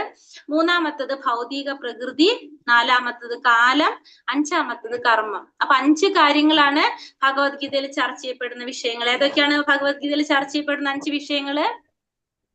ഈശ്വരൻ, ജീവാത്മാവ്, ഭൗതിക പ്രകൃതി, കർമ്മം. അപ്പൊ ഈശ്വരൻ എന്ന് പറഞ്ഞാൽ ഭഗവാനാണ്. ജീവാത്മാവ് എന്ന് പറഞ്ഞാൽ നമ്മൾ ആത്മാക്കള്. ഈ ഭൗതിക പ്രപഞ്ചം. നാലാമത്തെ കാലം എന്ന് പറഞ്ഞാൽ നമ്മൾ ഈ ഭൗതിക ലോകത്ത് നമ്മൾ ജീവിക്കുന്ന ഒരു പീരീഡ്, അതാണ് നമ്മളെ കാലം എന്ന് പറയുന്നത്. കർമ്മം എന്ന് പറഞ്ഞാൽ നമ്മൾ ചെയ്യുന്ന പ്രവർത്തികൾ. നമുക്ക് പോകെ നോക്കാം. അപ്പൊ 5 കാര്യങ്ങളാണ് ഭഗവത്ഗീതയില് ചർച്ച ചെയ്യപ്പെടുന്നത്. ഇനി ഇപ്പൊ നമ്മൾ ഭഗവത്ഗീതയുടെ ഒരു മെയിൻ ആയിട്ടുള്ള കാര്യം കണ്ടു അല്ലെ. ഭഗവത്ഗീത എന്ന് പറഞ്ഞാൽ 18 അധ്യായങ്ങളുണ്ട്, 700 ശ്ലോകങ്ങളുണ്ട്. ആദ്യത്തെ 6 അധ്യായം കർമ്മയോഗം, രണ്ടാമത്തത് ഭക്തിയോഗം, മൂന്നാമത്തെ ജ്ഞാനയോഗം. ചർച്ച ചെയ്യപ്പെടുന്ന 5 വിഷയങ്ങൾ മനസ്സിലായി. ഇനി നമ്മള് പിന്നെ ഗ്രന്ഥകർത്താവിനെ കുറിച്ചും കണ്ടു നമ്മള്. അതിനുശേഷം ഇനി എന്താണ്? ഗീതാ മഹാത്മ്യം പറയാണ്. ഗീതാ മഹാത്മ്യം ആരാണ് രചിച്ചത്? ശങ്കരാചാര്യരാണ് രചിച്ചത്. അപ്പൊ ശങ്കരാചാര്യരുടെ ഗീതാ മഹാത്മ്യം കൂടി വായിച്ചിട്ട് നമുക്ക് അധ്യായത്തിലേക്ക് കടക്കാം. ഗീതാശാസ്ത്രമിതം പുണ്യം യപ്പഠേത് പ്രയത പുമാൻ വിഷ്ണോ പദമവാപ്നോതി ഭയശോകാതിവർജിതാഃ. ഭഗവത്ഗീത ഒരു അതീന്ദ്രിയ സാഹിത്യമാണ്. അത് വളരെ ശ്രദ്ധയോടുകൂടി വായിക്കണം. ഗീതാശാസ്ത്രമിതം പുണ്യം യപ്പഠേത് പ്രയത പുമാൻ. ഭഗവത്ഗീതയുടെ നിർദ്ദേശങ്ങൾ വേണ്ടവണ്ണം പിന്തുടരുന്നവർ ജീവിതത്തിലെ എല്ലാ ദുരിതങ്ങളിൽ നിന്നും ഉത്കണ്ഠകളിൽ നിന്നും മുക്തരാകും. ഭയശോകാതി വർജിതാഹ, ജീവിതത്തിലെ എല്ലാ ഭയങ്ങളിൽ നിന്നും വിമുക്തരാകും. അടുത്ത ജന്മം ആത്മീയ ജീവിതം കൈവരിക്കുകയും ചെയ്യും. അപ്പൊ ഇവിടെ എന്താ പറയുന്നത്? ഭഗവത്ഗീത എന്ന് പറയുന്നത് ഒരു അതീന്ദ്രിയ സാഹിത്യമാണ്. നമ്മുടെ ഇന്ദ്രിയങ്ങൾക്കപ്പുറത്തുള്ള ഒരു സാഹിത്യം, അതീന്ദ്രിയമായ ഒരു സാഹിത്യമാണ് ഭഗവത്ഗീത. അത് നമ്മൾ വളരെ ശ്രദ്ധയോടുകൂടി വായിക്കേണ്ടതാണ്. കാരണം എന്താണ്? നമ്മളെ ജീവിതത്തിലെ എല്ലാ ദുരിതങ്ങളിൽ നിന്നും ഉത്കണ്ഠങ്ങളിൽ നിന്നും മുക്തി നേടാനും എല്ലാ ഭയങ്ങളിൽ നിന്നും മുക്തി നേടാനും നമുക്ക് എന്തുകൊണ്ട് സാധിക്കും? ഈ ഭഗവത്ഗീത കൊണ്ട് സാധിക്കും. അടുത്ത ജന്മം ആത്മീയമായൊരു ജീവിതം കൈവരിക്കാനും സാധിക്കും. നമ്മളെ ഭയങ്ങളിൽ ഏറ്റവും പ്രധാനപ്പെട്ട ഭയം ഏതാണ്? ഏറ്റവും നമുക്ക് മരണഭയമാണ് അല്ലെ? അപ്പൊ ഇവിടെ എന്താ പറഞ്ഞത്? ഉത്കണ്ഠകളിൽ നിന്നും അതേപോലെ തന്നെ ദുരിതങ്ങളിൽ നിന്നും പിന്നെന്താണ്? ജീവിതത്തിലെല്ലാ ഭയങ്ങളിൽ നിന്നും മുക്തരാകാനായിട്ട് നമുക്ക് ഭഗവത്ഗീത സഹായിക്കുന്നു. ധർമ്മശാസ്ത്രങ്ങളെ സംശയദൃഷ്ടിയ വീക്ഷിക്കുന്ന അജ്ഞരും അവിശ്വാസികളുമായവർക്ക് ഈശ്വരാവബോധം ഉണ്ടാവില്ല. പക്ഷെ എന്താണ്? ഈ ശാസ്ത്രങ്ങളൊക്കെ സംശയത്തോടെ വീക്ഷിക്കുന്നവർക്ക്, അജ്ഞരായവർക്ക്, അവിശ്വാസികൾക്ക് ഒരിക്കലും എന്തുണ്ടാവില്ല? ഈശ്വരന്റെ അവബോധം ഒരിക്കലും ലഭിക്കില്ല. രണ്ടാമത്തെ പറയുന്നു, ഗീതാധേന ശീലസ്യ പ്രാണായാമ പരസ്യ ച നൈവ സന്തി ഹി പാപാനി പൂർവജന്മാകൃതാനി ച. ആത്മാർത്ഥമായി ഗൗരവമായി ഭഗവത്ഗീത വായിക്കുന്ന ഒരാളെ ഭഗവത് കരുണയാൽ മുമ്പ് ചെയ്ത പാപങ്ങളുടെ ഫലം ബാധിക്കുകയില്ല. ആത്മാർത്ഥമായിട്ട് ഗൗരവമായിട്ട് ആരാണോ ഭഗവത്ഗീത വായിക്കുന്നത്, അങ്ങനെ അവരെന്താണ്? മുമ്പ് ചെയ്തിട്ടുള്ള പാപങ്ങളുടെ ഫലം അവരെ ബാധിക്കില്ല. അപ്പൊ ഭഗവത്ഗീതയുടെ പ്രാധാന്യമാണ് നമ്മൾ ഈ കേൾക്കുന്നത്, മഹാത്മ്യമാണ് നമ്മൾ ഈ വായിക്കുന്നത്. ഭഗവത്ഗീത പരമദിവ്യോത്തമ പുരുഷന്റെ മുഖനിർഗതമാണ്. ഗംഗ ഭഗവാന്റെ പാദപങ്കജ നിർഗതവുമാണ്. ഭഗവാന്റെ മുഖവും പാദവും തമ്മിൽ തീർച്ചയായും യാതൊരു വ്യത്യാസവുമില്ല. എങ്കിലും പക്ഷാപാതമില്ലാത്ത ഒരു പഠനത്തിൽ ഭഗവത്ഗീത ഗംഗാജലത്തെക്കാൾ കുറെ കൂടി പ്രധാനമാണെന്ന് മനസ്സിലാക്കാം. അപ്പൊ ഭഗവത്ഗീത എവിടെ നിന്ന് വരുന്നതാണ്? ഭഗവാന്റെ മുഖത്തു നിന്ന് വരുന്നതാണ് അല്ലെ? ഭഗവാന്റെ വാണിയാണ് ഭഗവത്ഗീത. ഗംഗയാണെങ്കിലോ ഭഗവാന്റെ പാദത്തിൽ നിന്ന് വരുന്നതാണ്. അപ്പൊ ഇത് രണ്ടും തമ്മിൽ കമ്പയർ ചെയ്യുകയാണെങ്കിൽ എന്താണ് പറഞ്ഞത്? ശരിക്കും ഭഗവാന്റെ പാദവും മുഖവും തമ്മിൽ വ്യത്യാസമില്ല. പക്ഷെ എങ്കിലും ഇത് രണ്ടും കമ്പയർ ചെയ്യുകയാണെങ്കിൽ ഭഗവത്ഗീത ഗംഗാജലത്തെക്കാൾ പ്രധാനമാണെന്ന് പറയാണ് ഇവിടെ. മലിനേ മോചനം പുംസാം ജലസ്നാനം ദിനേ ദിനേ സകൃദ്ഗീത ഭസ്മൃതാ സ്നാനം സംസാര മലനാശനം. നിത്യവും ജലത്തിൽ സ്നാനം ചെയ്യുന്നത് കൊണ്ട് ദേഹശുദ്ധി വരുത്താം. എന്നാൽ ഭഗവത്ഗീതയാകുന്ന ഗംഗാജലത്തിൽ ഒരിക്കലെങ്കിലും സ്നാനം ചെയ്യുന്ന വ്യക്തിയുടെ ഭൗതിക ജീവിതത്തിലെ എല്ലാ മാലിന്യങ്ങളും നശിച്ചു പോകുന്നു. അപ്പൊ നിത്യവും നമ്മള് ഗംഗയിൽ നമ്മൾ ഡെയിലി നമ്മൾ കുളിച്ചു കഴിഞ്ഞാൽ എന്താണ്? നമ്മളെ ദേഹം ശുദ്ധിയാകും. അതേപോലെ തന്നെ ഗംഗാജലത്തിൽ ഭഗവത്ഗീതയാകുന്ന ഗംഗാജലത്തിൽ നമ്മൾ സ്നാനം ചെയ്തു കഴിഞ്ഞാലോ നമ്മുടെ ഭൗതിക ജീവിതത്തിലെ എല്ലാ മാലിന്യങ്ങളും നശിച്ചു പോകാനായിട്ട് എന്തുകൊണ്ട് സാധിക്കാണ്? ഭഗവത്ഗീതയാകുന്ന ഗംഗാജലത്തില് ഭഗവത്ഗീതയില്, അതായത് ഭഗവത്ഗീത നമ്മള് ഡെയിലി വായിച്ചു കഴിഞ്ഞാൽ നമ്മുടെ എല്ലാ ജീവിതത്തിലെ മാലിന്യങ്ങളും ഇല്ലാതാകുന്നു. ഭഗവത്ഗീത ശ്രവണത്തിന്റെ മഹിമ ഒരു കഥ ലാസ്റ്റ് പറയാം നമുക്ക്. ഗീതാ സുഗീത കർത്തവ്യ കിമന്യേ ശസ്ത്ര വിസ്തരൈഹി യാ സ്വയം പത്മനാഭസ്യ മുഖപത്നാപി നിസൃത. ഭഗവത്ഗീത പരമദിവ്യോത്തമ പുരുഷനാൽ ഉപദേശിക്കപ്പെട്ടതാകയാൽ മറ്റൊരു വേദസാഹിത്യവും പഠിക്കേണ്ടതില്ല. ഭഗവത്ഗീത ശ്രദ്ധയോടും കൃത്യനിഷ്ഠയോടും കൂടി ശ്രവിക്കുകയും വായിക്കുകയും ചെയ്താൽ മതി. ഇന്നത്തെ കാലത്ത് ആളുകൾ ലൗകിക വ്യാപാരത്തിൽ അത്രയധികം ഒഴുകിയിരിക്കുന്നത് കൊണ്ട് വേദ സാഹിത്യം മുഴുവൻ വായിക്കുക അവർക്ക് അസാധ്യമത്രേ. എന്നാൽ അത് ആവശ്യമില്ല. ഈ ഒരൊറ്റ ഗ്രന്ഥം ഭഗവത്ഗീത മതി. കാരണം അത് എല്ലാ വേദസാഹിത്യങ്ങളുടെയും സാരസർവസമാണ്. മാത്രമല്ല പ്രത്യേകിച്ചും അത് പരമദിവ്യോത്തമ പുരുഷനാൽ ഉപദിഷ്ടവുമാണ്. അപ്പൊ ഭഗവത്ഗീത ഈ ഒരു ഒറ്റ ഗ്രന്ഥം മാത്രം നമ്മൾ വായിക്കുകയും ശ്രവിക്കുകയും ചെയ്താൽ മാത്രം മതി. കാരണം വേറൊരു സാഹിത്യത്തിന്റെ ആവശ്യമില്ല. നമ്മൾ നേരത്തെ പറഞ്ഞു അല്ലെ, എല്ലാ വേദങ്ങളുടെയും സാരമാണ് എന്ത്? ഭഗവത്ഗീത. അതുകൊണ്ട് എല്ലാത്തിന്റെ സാരസർവസമായതുകൊണ്ട് പ്രത്യേകിച്ച് വേറൊരു ഗ്രന്ഥത്തിന്റെ ആവശ്യമില്ല. ഈ ഒരൊറ്റ ഗ്രന്ഥം മാത്രം നമുക്ക് വായിച്ചാൽ മതി. കാരണം ഇത് പരമദിവ്യോത്തമ പുരുഷനാൽ ഉപദിഷ്ടമായിട്ടുള്ളതാണ് എന്ത്? ഭഗവത്ഗീത. ഭാരതാമൃത സർവസ്വം വിഷ്ണു ഭക്തോതി നിസൃതം ഗീതാ ഗംഗോദകം പീത്വാ പുനർജന്മാന വിദ്യതേ. ഗംഗാജലം പാനം ചെയ്യുന്നവൻ മോക്ഷം പ്രാപിക്കുന്നു. ഭഗവത്ഗീതാമൃതം പാനം ചെയ്യുന്നവനെ കുറിച്ച് പിന്നെ എന്തു പറയാൻ? മഹാഭാരതത്തിന്റെ സാരാമൃതം അത്രേ ഭഗവത്ഗീത.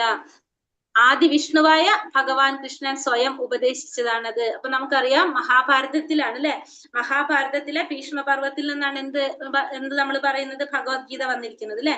അപ്പൊ അത് ഗംഗാജലം പാനം ചെയ്യുന്നവന് നമുക്ക് എന്ത് പറയാണ്, മോക്ഷം പ്രാപിക്കും. അപ്പൊ ഭഗവത്ഗീതാമൃതം പാനം ചെയ്യുന്നതിനെ കുറിച്ച് പിന്നെ എന്ത് പറയാനാണെന്നാ പറയുന്നത്. കാരണം എന്താണ്, നമ്മൾ പറഞ്ഞു നേരത്തെ ഗംഗാ നദിയെ ഭഗവത്ഗീതയും കമ്പയർ ചെയ്യുകയാണെങ്കിൽ ഒരു മുന്നിൽ നിൽക്കുന്നത് എന്താണ്, ഭഗവത്ഗീതയാണ് നമ്മൾ കണ്ടു. സർവോപനിഷദോ ഗാവോ ഭോക്ത ഗോപാല നന്ദനഃ പാർത്ഥോ വത്സ സുധീർ ഭോക്ത ദുഗ്ധം ഗീതാമൃതം മഹത്. ഗീതോപനിഷത്ത്, ഭഗവത്ഗീത എല്ലാ ഉപനിഷത്തുകളുടെയും സാരമാണ്. എല്ലാ ഉപനിഷത്തുകളും ഒരു പശുവിനെ പോലെയാണ്. കുമാരൻ എന്ന പ്രശസ്തനായ ഭഗവാൻ കൃഷ്ണൻ ആ പശുവിനെ കറക്കുന്നു. അർജുനൻ ഒരു പശുക്കിടാവിനെ പോലെയാണ്. ആ പണ്ഡിതന്മാരും പരമഭക്തന്മാരും അമൃത തുല്യ ദുഗ്ധമായ ഭഗവത്ഗീത പാനം ചെയ്യുന്നു. അപ്പൊ എന്താ ഇവിടെ പറയുന്നത്, ഭഗവത്ഗീത എന്താ പറഞ്ഞ, എല്ലാ ഉപനിഷത്തുക്കളും ഒരു പശുവിനെ പോലെയാണ്. ഭഗവത്ഗീത ഗീതോപനിഷത്ത് ഇത് എല്ലാ ഉപനിഷത്തുകളുടെ ഒരു സാരമാണെന്ന് നമ്മൾ കണ്ടു. അതെങ്ങനെയാ പറഞ്ഞ, ഒരു പശുവിനായിട്ടാണ് ഇതിനെ കമ്പയർ ചെയ്തിരിക്കുന്നത്. ഭഗവാൻ കൃഷ്ണൻ ആ പശുവിനെ കറക്കുന്നു. അർജുനനോ ഒരു പശുക്കിടാവിനെ പോലെ എന്താണ് ചെയ്യുന്നത്, ആ അമൃത തുല്യമായ ദുഗ്ധം, അമൃത തുല്യമായ പാല് എന്ത് ചെയ്യാണ്, ഭഗവത്ഗീത അത് പാനം ചെയ്യുന്നു. ഏകം ശാസ്ത്രം ദേവകീ പുത്ര ഗീതം ഏകോ ദേവോ ദേവകീ പുത്ര ഏവ ഏകോ മന്ത്രസ്തസ്യ നാമാനി യാനി കർമാപ്യേകം തസ്യ ദേവസ്യ സേവ. ഇക്കാലത്ത് ഒരേ ഒരു ധർമ്മഗ്രന്ഥത്തെയും ഒരേ ഒരു ഈശ്വരനെയും ഒരേ ഒരു മതത്തെയും ഒരേ ഒരു പ്രവൃത്തിയും മാത്രം സ്വീകരിക്കുവാൻ ഉത്സുകരാണ്. ആകയാൽ ഏകം ശാസ്ത്രം ദേവകീ പുത്ര ഗീതം, ഒരേ ഒരു ശാസ്ത്രം എന്താണ്, ദേവകീ പുത്ര ഗീതം. ഒറ്റ ഗ്രന്ഥമാണ് അല്ലെ അത്, ദേവകീ പുത്ര ഗീതം. ലോകത്തിന് പൊതുവായ ഏക ധർമ്മഗ്രന്ഥം ഭഗവത്ഗീത. ഏകോ ദേവോ ദേവകീ പുത്ര ഏവ, സമസ്ത വിശ്വത്തിനും ഒരേ ഒരു ഈശ്വരൻ മാത്രം ഉണ്ടായിരിക്കട്ടെ, ഭഗവാൻ ശ്രീകൃഷ്ണൻ. ഏകോ മന്ത്രസ്തസ്യ നാമാനി യാനി, ഒരേ ഒരു മന്ത്രം, ഒരേ ഒരു പ്രാർത്ഥന, ഏതാണ്, തന്നാമ സങ്കീർത്തനം. ഹരേ കൃഷ്ണ കൃഷ്ണ കൃഷ്ണ ഹരേ ഹരേ, ഹരേ രാമ രാമ രാമ ഹരേ ഹരേ. ഒരൊറ്റ പ്രവൃത്തി. എന്താണ് അത് വേണ്ടത്, പരമദിവ്യോത്തമ പുരുഷനോടുള്ള സേവനം. ഇതാണ് പറയുന്ന ഗീതാ മഹാത്മ്യം പറയുന്നത്. ഇപ്പൊ നമ്മള് രണ്ട് ഭാഗം കഴിഞ്ഞില്ല. നമ്മള് വ്യാഖ്യാതാവിനെ കുറിച്ച് പറഞ്ഞു, ഭഗവത്ഗീത മഹാത്മ്യത്തെ കുറിച്ച് കണ്ടു. ഇനി നമ്മൾ അധ്യായത്തിലേക്ക് കടക്കാണ്. അധ്യായം 1 അർജുന വിഷാദ യോഗം, അതല്ലെങ്കിൽ എന്ത് പറയാം, കുരുക്ഷേത്ര യുദ്ധക്കളത്തിലെ സൈന്യ നിരീക്ഷണം എന്നും പറയാം നമുക്ക്. കാരണം 2 ഭാഗമായിട്ട്, അർജുനന്റെ വിഷാദമുണ്ട്, അതുപോലെ തന്നെ കുരുക്ഷേത്ര യുദ്ധക്കളം നിരീക്ഷണമുണ്ട്. അപ്പൊ അതുകൊണ്ട് നമുക്ക് അങ്ങനെ പറയാം. അപ്പൊ നമ്മൾ ഇതിനു മുന്നേ ഭഗവത്ഗീത അർജുനന് ഭഗവാൻ പറഞ്ഞു കൊടുത്താണെന്ന് പറഞ്ഞു അല്ലെ. നമ്മള് ആ പറഞ്ഞു കൊടുക്കാനുണ്ടായ ഒരു സാഹചര്യം എന്താണ് അറിയാവോ?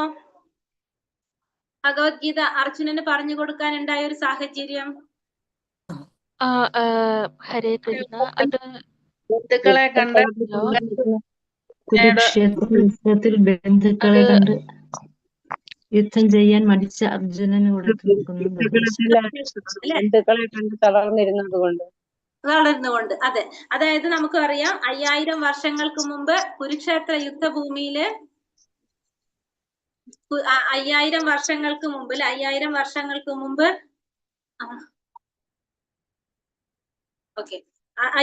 വർഷങ്ങൾക്ക് മുമ്പ് കുരുക്ഷേത്ര യുദ്ധഭൂമിയിൽ വെച്ചിട്ടാണ് അർജുനന് ഭഗവാൻ ഭഗവത്ഗീത പറഞ്ഞു കൊടുക്കുന്നത് അല്ലെ. എന്തുകൊണ്ടാണ് നമ്മൾ പറഞ്ഞു, ഒരേ വംശ പരമ്പരയിൽപ്പെട്ട 2 കുടുംബങ്ങൾ. ആരൊക്കെയാണ് നമ്മൾ പറഞ്ഞ, ധൃതരാഷ്ട്രവും പാണ്ഡവരും. പാണ്ഡുവിന്റെയും ധൃതരാഷ്ട്രയുടെയും മക്കള് ദുര്യോധനാദികള്, പിന്നെ അതുപോലെ തന്നെ പാണ്ഡുവിന്റെ മക്കള് പാണ്ഡവരെന്നറിയപ്പെടുന്നത്. ഇവര് 2 കൂട്ടരും തമ്മിൽ എന്തുണ്ടാവണം, സ്വത്തിന് വേണ്ടിയിട്ട് തർക്കം ഉണ്ടാവണം. അതായത് മെയിൻ ആയിട്ട് എന്താണ്, ദുര്യോധനന്റെ അത്യാഗ്രഹം കൊണ്ട്, അധികാരമോഹം കൊണ്ട് പാണ്ഡുവിന്റെ മക്കൾക്ക് അവകാശപ്പെട്ട രാജ്യമൊന്നും കൊടുക്കാതെ അങ്ങനത്തെ ഒരു അവസ്ഥ വരാണ് അവിടെ അല്ലെ. കാരണം ധൃതരാഷ്ട്ര ജന്മനാ തന്നെ അന്ധനായിരുന്നു. അതുകൊണ്ട് അന്ധരായവർക്കൊന്നും എന്ത് ചെയ്യാൻ സാധിക്കില്ല, രാജ്യഭരണം ഏറ്റെടുക്കാൻ സാധിക്കില്ല. അപ്പോ പാണ്ഡുവാണ് രാജ്യം ഭരിച്ചിരുന്നത്. അപ്പൊ ധൃതരാഷ്ട്രക്ക് ഭയങ്കര ദേഷ്യമായിരുന്നു ഉള്ളില്. അപ്പൊ അദ്ദേഹം വിചാരിച്ചു, എനിക്കൊരു മകൻ ഉണ്ടാവുമ്പോ അടുത്ത ഭരണം ആർക്ക് കിട്ടും, തന്റെ മകന് കിട്ടുന്നു. പക്ഷെ പാണ്ഡു മരണപ്പെടും. പക്ഷെ ദുര്യോധനൻ ജനിക്കുന്നതിന് മുന്നേ തന്നെയാണ് ആര് ജനിച്ചത്? യുധിഷ്ഠിരൻ ജനിച്ചത്. അപ്പൊ സ്വാഭാവികമായിട്ടും അടുത്ത ഭരണം ആരിലേക്ക് മാറാണ്? രാജാവായിട്ട് യുധിഷ്ഠിരൻ വരാണ്. അപ്പോഴും അവിടെ ആർക്ക് ദേഷ്യം വന്നു? ധൃതരാഷ്ട്രക്ക് ദേഷ്യം വന്നു.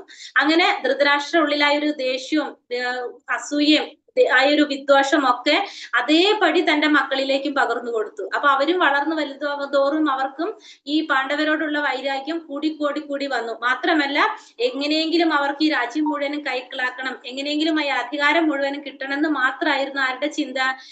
ഇവരുടെ മുഴുവനും ചിന്ത. അങ്ങനെയാണ് കുറെ സംഭവങ്ങൾ ഉണ്ടാവുന്നുണ്ട്. കാരണം ഇവരായിട്ട് യുദ്ധത്തിന് മുന്നേ തന്നെ നമ്മൾ എന്താ പറയുക, ചൂതുകളി പോലുള്ള പല സന്ദർഭങ്ങൾ ഉണ്ടാക്കി ഇവരെ വനവാസത്തിന് അയക്കുന്നുണ്ട്. 13 വർഷം വനവാസം, അത് കഴിഞ്ഞിട്ട് 1 വർഷം അജ്ഞാതവാസം. ഇതൊക്കെ കഴിഞ്ഞ് ഇവര് തിരിച്ചു വരുമ്പോ ഇവരെന്താണ് ആവശ്യപ്പെടുന്നത്? ഇവര് പകുതി രാജ്യം ചോദിക്കും. കാരണം അവർക്ക് അവകാശപ്പെട്ട പകുതി രാജ്യം അവർ ചോദിക്കും. പക്ഷെ ദുര്യോധനൻ കൊടുക്കാനായിട്ട് തയ്യാറാകില്ല. അപ്പൊ അവരെന്ത് ചെയ്ത് 5 ഗ്രാമം ചോദിക്കും, കൊടുക്കില്ല. 5 വീട് ചോദിക്കും, കൊടുക്കില്ല. ഒന്നിനും അവരെന്തിനു വരുന്നില്ല, യാതൊരു വിധത്തിലുള്ള എന്താ പറയാ വിട്ടുവീഴ്ചയ്ക്കും ദുര്യോധനാദികൾ തയ്യാറാകില്ല. അങ്ങനെ ഭഗവാൻ കൃഷ്ണൻ സന്ധി സംഭാഷണത്തിന് പോകും. പക്ഷെ അപ്പോഴും ഇതൊന്നും സംഭവിച്ചില്ല, ഒന്നും സംഭവിക്കില്ല. അങ്ങനെയാണ് യുദ്ധം ഒരാവശ്യമായിട്ട് വരുന്നത്. അങ്ങനെ യുദ്ധം ആവശ്യമായിട്ട് വന്നു.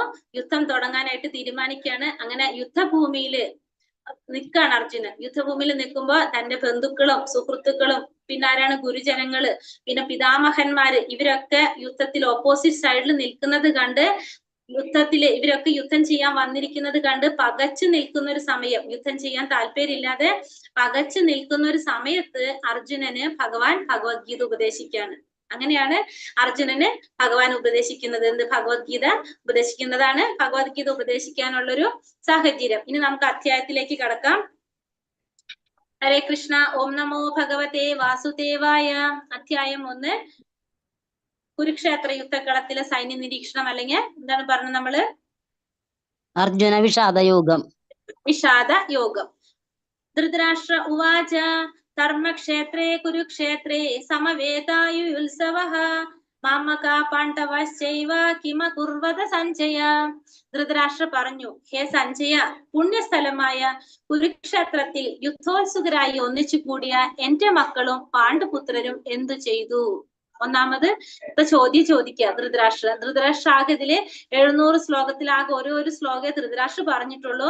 അത് ഈ ശ്ലോകാണ്. ധർമ്മക്ഷേത്രേ കുരുക്ഷേത്രേ സമവേതായുത്സവഃ മാമകാ പാണ്ഡവശ്ചൈവ കിമ കുർവത സഞ്ജയ എന്ന്.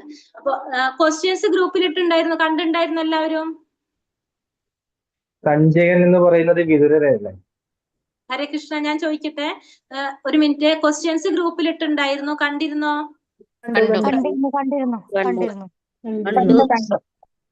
ശരി ശരി, ഓക്കെ കേട്ടോ.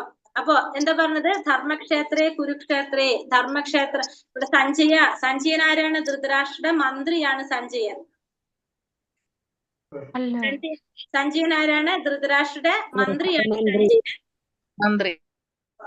ധൃതരാഷ്ട്ര മന്ത്രിയാണ് സഞ്ജയൻ. ആ മന്ത്രിയോട് ചോദിക്കുകയാണ് ധൃതരാഷ്ട്ര. എന്താണ് ചോദിക്കുന്നത്?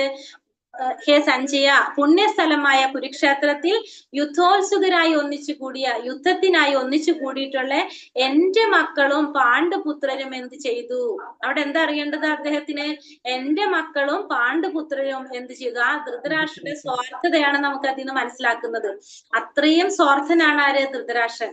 അപ്പൊ ധൃതരാഷ്ട്ര നമ്മൾ പറഞ്ഞു ജന്മന അന്ധനാണ്. അപ്പൊ ഈ യുദ്ധഭൂമിയിൽ നടക്കുന്നതൊന്നും കാണാനായിട്ട് ആർക്ക് സാധിക്കില്ല? ധൃതരാഷ്ട്രക്ക് കാണാൻ സാധിക്കില്ല. അപ്പൊ ധൃതരാഷ്ട്രയുടെ മന്ത്രിയായിട്ടുള്ള സഞ്ജയൻ എന്തിനുള്ള കഴിവിട്ടാണ്? സഞ്ജയൻ ശരിക്കും വ്യാസന്റെ ശിഷ്യനാണ്. വ്യാസദേവന്റെ ശിഷ്യനാണ് ആര്? സഞ്ജയൻ. ആ സഞ്ജയന് വ്യാസദേവൻ ദിവ്യ ചക്ഷുസ്സുകള്, ദിവ്യമായിട്ടുള്ള നേത്രങ്ങൾ കൊടുക്കാണ്. എന്തിന്? ഈ കൊട്ടാരത്തിൽ ഇരുന്നു കൊണ്ട് തന്നെ യുദ്ധഭൂമിയിൽ നടക്കുന്ന രംഗങ്ങൾ കാണാനായിട്ട്. നമ്മളിപ്പോ ഓൺലൈനിൽ നമ്മൾ ഇരുന്നിട്ട് വീട്ടിലിരുന്നുകൊണ്ട് TV കാണുന്ന പോലെ അങ്ങനെ നമുക്ക് സഞ്ജയന് അങ്ങനെ ദിവ്യ ചക്ഷുസ് കൊടുക്കാണ്. അപ്പൊ എന്ത് ചെയ്യാം? കൊട്ടാരത്തിൽ ഇരുന്നു കൊണ്ട് ആ യുദ്ധഭൂമിയിൽ നടക്കുന്ന നടക്കുന്ന കാര്യങ്ങളെല്ലാം അറിയാനും കാണാനും ആർക്ക് സാധിക്കും? സഞ്ജയന് സാധിക്കും. അപ്പൊ അത് ആർക്ക് പറഞ്ഞു കൊടുക്കാം? ധൃതരാഷ്ട്രക്ക് പറഞ്ഞു കൊടുക്കാം. അപ്പൊ ധൃതരാഷ്ട്ര ചോദിക്കാണ് സഞ്ജയനോട്, പുണ്യസ്ഥലമായിട്ടുള്ള കുരുക്ഷേത്രത്തില് യുദ്ധത്തിനായി ഒന്നിച്ചു കൂടിയ എന്റെ മക്കളും പാണ്ഡുപുത്രരും എന്താണ് ചെയ്യുന്നത്? ഇവിടെ ധൃതരാഷ്ട്ര മനോഭാവമാണ് മെയിൻ ആയിട്ട് എടുത്തു പറയുന്നത്. കാരണം തന്റെ മക്കൾക്ക് മാത്രമാണ് എന്ത് പറയുന്നത്? ആ വംശപാരമ്പര്യം തന്റെ മക്കൾക്ക് മാത്രം പറയുന്നു. പാണ്ഡുവിന്റെ മക്കളുടെ വംശപാരമ്പര്യം നിഷേധിക്കുകയാണ് ഇവിടെ ചെയ്യുന്നത്. കാരണം അത്രയും എന്താണ് സ്വാർത്ഥനാണ് ആര്? ധൃതരാഷ്ട്ര. അപ്പൊ ധൃതരാഷ്ട്ര ഒരു മനോഭാവം കൂടിയാണ് നമുക്ക് മനസ്സിലാകുന്നത്. പിന്നെന്താണ് ധൃതരാഷ്ട്ര പേടി? കാരണം ഈ ശ്ലോകത്തില് ഫസ്റ്റ് നമ്മൾ ശ്രദ്ധിച്ച് ധർമ്മക്ഷേത്രേ കുരുക്ഷേത്രേ. അപ്പൊ കുരുക്ഷേത്ര ഭൂമി എങ്ങനത്തെ ഭൂമിയാണ്? ധർമ്മക്ഷേത്രമാണത്. ധർമ്മം മാത്രം വിജയിക്കുന്ന ഒരു സ്ഥലമാണത്. ഇവിടെ ധർമ്മത്തിന്റെ പക്ഷത്ത് ആരാണ്? പാണ്ഡവരാണ് അല്ലെ? ദുര്യോധനാദികളല്ല ധർമ്മത്തിന്റെ പക്ഷത്ത്, പാണ്ഡവരാണ്. അപ്പൊ ആർക്ക് പേടിയുണ്ട്? ധൃതരാഷ്ട്രക്ക് പേടിയുണ്ട്. അതുകൊണ്ടാണ് ഇവിടെ എന്ത് ചോദിക്കുന്നത്? ഹേ സഞ്ജയ, എന്താ ചോദിക്കുന്നത്? ഹേ സഞ്ജയ, പുണ്യഭൂമിയായ ഈ കുരുക്ഷേത്രത്തിൽ യുദ്ധത്തിനായി ഒന്നിച്ചു കൂടിയ എന്റെ മക്കളും പാണ്ഡുപുത്രരും എന്ത് ചെയ്തു എന്നാണ് ആർക്ക് അറിയേണ്ടത്? ധൃതരാഷ്ട്രക്ക് അറിയേണ്ടത്. അപ്പോ ധൃതരാഷ്ട്രോട് അത് ചോദിച്ചപ്പോ, സഞ്ജയനോട് അത് ചോദിച്ചപ്പോ സഞ്ജയൻ പറഞ്ഞു കൊടുക്കുന്ന മറുപടി എന്താന്ന് വെച്ചാല്, സൈന്യത്തെ കണ്ട് ദുര്യോധന മഹാരാജാവ് ആചാര്യന്റെ മുന്നിൽ ചെന്ന് പറഞ്ഞു എന്നാണ് പറയുന്നത്. അപ്പൊ നമ്മൾ ഇന്നലെ പറഞ്ഞിരുന്നു, എല്ലാ ശ്ലോകങ്ങളും നമുക്ക് ചെയ്യാൻ സാധിക്കില്ല. 1 മണിക്കൂറത്തെ ഒരു ക്ലാസ് ആണല്ലോ നമ്മളുടെ. അപ്പൊ അതുകൊണ്ട് നമ്മൾ പ്രധാനപ്പെട്ട ശ്ലോകങ്ങൾ കണക്ട് ചെയ്തുകൊണ്ടായിരിക്കും നമ്മളെ ക്ലാസ് എന്ന് പറഞ്ഞു. അതുകൊണ്ട് 2ാമത്തെ ശ്ലോകം വിട്ടിട്ടുണ്ട്, 3ാമത്തെയാണ് പറയുന്നത്. അപ്പൊ 2ാമത്തെ ശ്ലോകത്തിൽ പറയുന്നത് ഇതായിരുന്നു.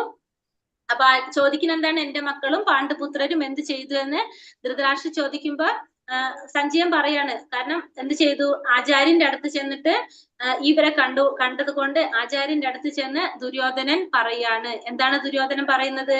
പാശ്ചൈത്യാം പാണ്ഡുപുത്രാണാം ആചാര്യ മഹതീം ചമൂം വ്യൂഢാം ദ്രുപദപുത്രേണ തവ ശിഷ്യേണ ധീമതാം.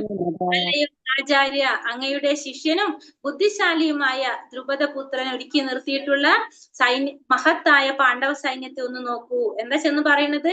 ആചാര്യ, ദുര്യോധന്റെ ആചാര്യൻ ആരാണ്? ദ്രോണാചാര്യൻ അല്ലെ? ദ്രോണാചാര്യരോട് പറയാണ്, അങ്ങയുടെ ശിഷ്യനും ബുദ്ധിശാലിയുമായ ദ്രുപദപുത്രൻ. ഇവിടെ എന്താ പറയണത്? ദ്രുപദന്റെ പുത്രനാണ് പറയണത്. ദ്രുപദപുത്രൻ ഒരുക്കി നിർത്തിയിട്ടുള്ള മഹത്തായ പാണ്ഡവ സൈന്യത്തെ ഒന്ന് നോക്കൂ എന്നാണ് ഇവിടെ ദുര്യോധനൻ വന്നിട്ട് ആചാര്യനോട് പറയുന്നത്. അങ്ങയുടെ ശിഷ്യൻ, പിന്നെന്താ പറഞ്ഞ? ബുദ്ധിശാലിയുമായ ദ്രുപദപുത്രൻ. ദ്രുപദൻ എന്ന് പറഞ്ഞാൽ ആരാണ്? ദ്രുപദൻ ദ്രൗപദിയുടെ അച്ഛനാണ് ദ്രുപദൻ. ദ്രൗപദിയുടെ പിതാവാണ് ദ്രുപദൻ. അപ്പൊ ഇവിടെ ദ്രുപദന്റെ പേര് പറയാണ്. ദ്രുപദന്റെ മകൻ ആരാണെന്ന് അറിയാവോ? ദ്രുപദപുത്രൻ ആരാണ്? ദൃഷ്ടദുമ്നനാണ്. പക്ഷെ ഇവിടെ നേരെ ദൃഷ്ടദുമ്നന്റെ പേര് പറയാതെ എന്തെന്നാ പറഞ്ഞിരിക്കുന്നത്? ദ്രുപദപുത്രൻ എന്നാ പറഞ്ഞിരിക്കുന്നത്. എന്താ കാരണം? കാരണം ദൃഷ്ടദുമ്നൻ എന്ന് പറഞ്ഞു കഴിഞ്ഞാല് ആചാര്യനൊന്നും തോന്നില്ല. കാരണം ഈ ദ്രുപദനും ദ്രോണാചാര്യനും തമ്മിൽ എന്തുണ്ട്? ഒരു രാഷ്ട്രീയ വൈരാഗ്യം ഉണ്ടായിരുന്നു. അപ്പൊ അത് കാരണം കൊണ്ട് ദ്രുപദൻ ഒരു യാഗം നടത്തി ദ്രോണാചാര്യരെ വധിക്കാൻ കഴിവുള്ള ഒരു പുത്രനെ യാഗത്തില് വേണമെന്ന് പറഞ്ഞിട്ട് യാഗത്തില് ഒരു പുത്രനെ നേടിയിട്ടുണ്ടായിരുന്നു. അങ്ങനെ ഒരു വരം നേടി. അങ്ങനെയാണ് ദൃഷ്ടദുമ്നൻ ജന്മം എടുക്കുന്നത്. അപ്പൊ ആ ദൃഷ്ടദുമ്നനെ കൊണ്ടായിരിക്കും ആരുടെ അന്ത്യം വരുന്നത്? ദ്രോണാചാര്യരുടെ അന്ത്യം വരുന്നത്. ഇത് ആർക്കറിയാം? ദ്രോണാചാര്യർക്ക് അറിയാം. പക്ഷെ എങ്കിൽ കൂടി ദ്രോണാചാര്യരുടെ അടുത്തേക്ക് ദ്രുപദൻ എന്ത് ചെയ്തിട്ടുണ്ടായിരുന്നു? ആയോധന കലകളൊക്കെ അഭ്യസിക്കാൻ വേണ്ടിയിട്ട് ദ്രോണാചാര്യരുടെ അടുത്തേക്കാണ് തന്റെ മകനായിട്ടുള്ള ദൃഷ്ടദുമ്നനെ പറഞ്ഞു വിടുന്നത്. അങ്ങനെ ഈ ബ്രാഹ്മണനാണ്, അതുകൊണ്ട് തന്നെ തന്റെ കർത്തവ്യം കറക്റ്റ് ആയിട്ട് ഉത്തരവാദിത്വം ചെയ്യുന്ന ഒരു വ്യക്തി ആയതുകൊണ്ട് തന്നെ ദ്രോണാചാര്യര് ആ ശിഷ്യനെ സ്വീകരിച്ച് എല്ലാ ആയോധന കലകളും പഠിപ്പിച്ചു കൊടുത്ത് പറഞ്ഞയക്കും. പക്ഷെ അറിയാം നാളെ തന്നെ വധിക്കുന്നത് ആരാണ്? ഈ ദൃഷ്ടദുമ്നനായിരിക്കും എന്നുള്ള അറിയാം. എങ്കിലും അദ്ദേഹം അത് ചെയ്തു കൊടുത്തു. അപ്പൊ ദുര്യോധനൻ അത് പറയാണ്, ദ്രുപദപുത്രൻ ഒരുക്കി നിർത്തിയിട്ടുള്ള അന്ന് അത് പഠിപ്പിച്ചു കൊടുത്തത് കൊണ്ടാണ് ഇന്ന് പാണ്ഡവ സൈന്യത്തെ നയിക്കുന്നത് ആരാണ്? ഈ ദൃഷ്ടദുമ്നനാണ്. അപ്പൊ ദുര്യോധനൻ അത് എരുതിയിൽ എണ്ണ ഒഴിക്കാന്ന് പറയില്ലേ നമ്മള്, അതേപോലെ ദുര്യോധനൻ ആരുടെ അടുത്താണ്? ദ്രോണാചാര്യരുടെ അടുത്ത് പറയാണ്, ആ നയതന്ത്ര സ്വഭാവം ഉണ്ടല്ലോ, നമ്മൾ ആ ഒരു ഇതിനനുസരിച്ച് പറയില്ല, അവരെ ദേഷ്യം കൂട്ടാൻ വേണ്ടിയിട്ട്. അതിനാണ് ഇവിടെ ദൃഷ്ടദ്യുമ്നന്റെ പേര് പറയാതെ ദ്രുപദപുത്രൻ എടുത്തു പറഞ്ഞിരിക്കുന്നത്. എന്നിട്ട് പറയാണ് അങ്ങയുടെ ശിഷ്യൻ, കാരണം അങ്ങയുടെ ശിഷ്യനാണല്ലേ, അങ്ങ് ശിഷ്യനാക്കി സ്വീകരിച്ചത് കൊണ്ടാണ് ഇപ്പോ പാണ്ഡവ സൈന്യത്തെ ആര് നയിക്കുന്നത്? ദൃഷ്ടദ്യുമ്നൻ നയിക്കുന്നത്. ആ മഹത്തായ പാണ്ഡവ സൈന്യത്തെ ഒന്ന് നോക്കൂ എന്ന് പറയാണ് ഇവിടെ ആര്? ദുര്യോധനൻ. ഇനി 4 മുതൽ ഉള്ള ശ്ലോകങ്ങളില് ഇരു സൈന്യത്തിലും ആരൊക്കെയാണ് ഉള്ളതെന്ന് പറയാണ്. ആരൊക്കെയാണ് ആ സൈന്യങ്ങളിൽ പങ്കെടുത്ത് യുദ്ധത്തിന് വേണ്ടിയിട്ട് ഇരു സൈന്യങ്ങളിലും വെച്ചിട്ട് ആരൊക്കെയാണ് പങ്കെടുക്കാൻ വരുന്നതെന്നാണ് പറയുന്നത്. അത് സ്കിപ്പ് ചെയ്തിട്ട് 15ാമത്തെ ശ്ലോകമാണ് നമ്മൾ എടുക്കുന്നത്. പാഞ്ചജന്യം ഋഷികേശോ ദേവദത്തം ധനഞ്ജയ പൗണ്ഡ്രം ദത്മൗ മഹാശംഖം ഭീമകർമാവൃകോദരഃ.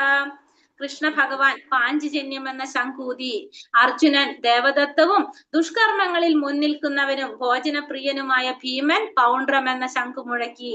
അപ്പോ ഓരോരുത്തരുടെ ശംഖുകളെ കുറിച്ച് പറയാണ് ഇവിടെ. എന്താണ് ആദ്യം പറയുന്നത്?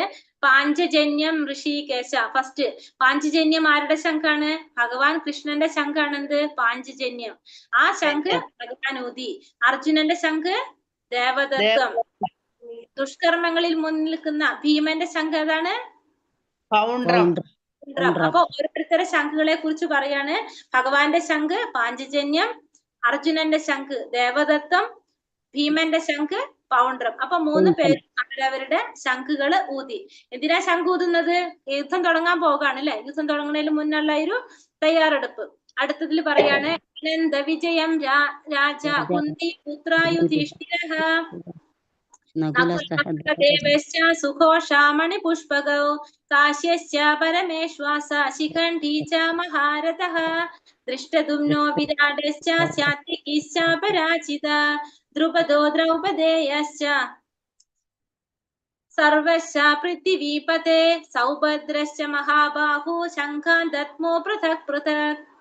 കുന്തിപുത്രനായ യുധിഷ്ഠിരൻ അനന്ത വിജയം എന്ന ശംഖൂതി. അപ്പൊ യുധിഷ്ഠിരന്റെ ശംഖാണ് അനന്ത വിജയം. നകുല സഹദേവന്മാർ, നകുലന്റെ ശംഖ് സുഘോഷമണി സുഘോഷം, സഹദേവന്റെ ശംഖ് മണിപുഷ്പകം. അപ്പൊ യുധിഷ്ഠിരന്റെ ശംഖാണ് അനന്ത വിജയം, നകുലന്റെ ശംഖ് സുഘോഷം, സഹദേവന്റെ മണിപുഷ്പകം. വില്ലാളി വീരനായ കാശിരാജാവ്, മഹാരഥനായ ശിഖണ്ഡി, ദൃഷ്ടദ്യുമ്നൻ, വിരാടൻ, തോൽവി പിണയാത്ത സാത്വികി, ദ്രുപദൻ, ദ്രൗപദി പുത്രന്മാർ, മഹാബാഹുവായ സുഭദ്രാപുത്രൻ എന്നിവരും ശംഖനാദം മുഴക്കി. അപ്പൊ എല്ലാവരും അവരവരുടെ ശംഖുകള് മുഴക്കി. സഘോഷാധാർതരാഷ്ട്രാണാം ഹൃദയ. ഈ ശംഖുകളുടെ പേരൊന്ന് കറക്റ്റ് ആയിട്ടൊന്ന് പറയുമോ? എന്ത് ശംഖുകളുടെ പേരേ കറക്റ്റ് ആയിട്ടൊന്ന് ഇച്ചിരി സ്പീഡ് കൂടിയ കുറച്ചൊന്ന് പറയാമോ? ഒരു മിനിറ്റ്. ഭഗവാന്റെ ശംഖിന്റെ പേര് പാഞ്ചജന്യം. പാഞ്ചജന്യം. കൃഷ്ണന്റെ ശംഖ് പാഞ്ചജന്യം, അർജുനന്റെ ശംഖ് ദേവദത്തം, ദുഷ്കർമ്മങ്ങളിൽ മുൻനിൽക്കുന്ന അതായത് ഭീമന്റെ ശംഖ് പൗണ്ഡ്രം. ഭീമന്റെ ശംഖിന്റെ പേരാണ് പൗണ്ഡ്രം. ഇത് 3 ക്ലിയർ ആയോ?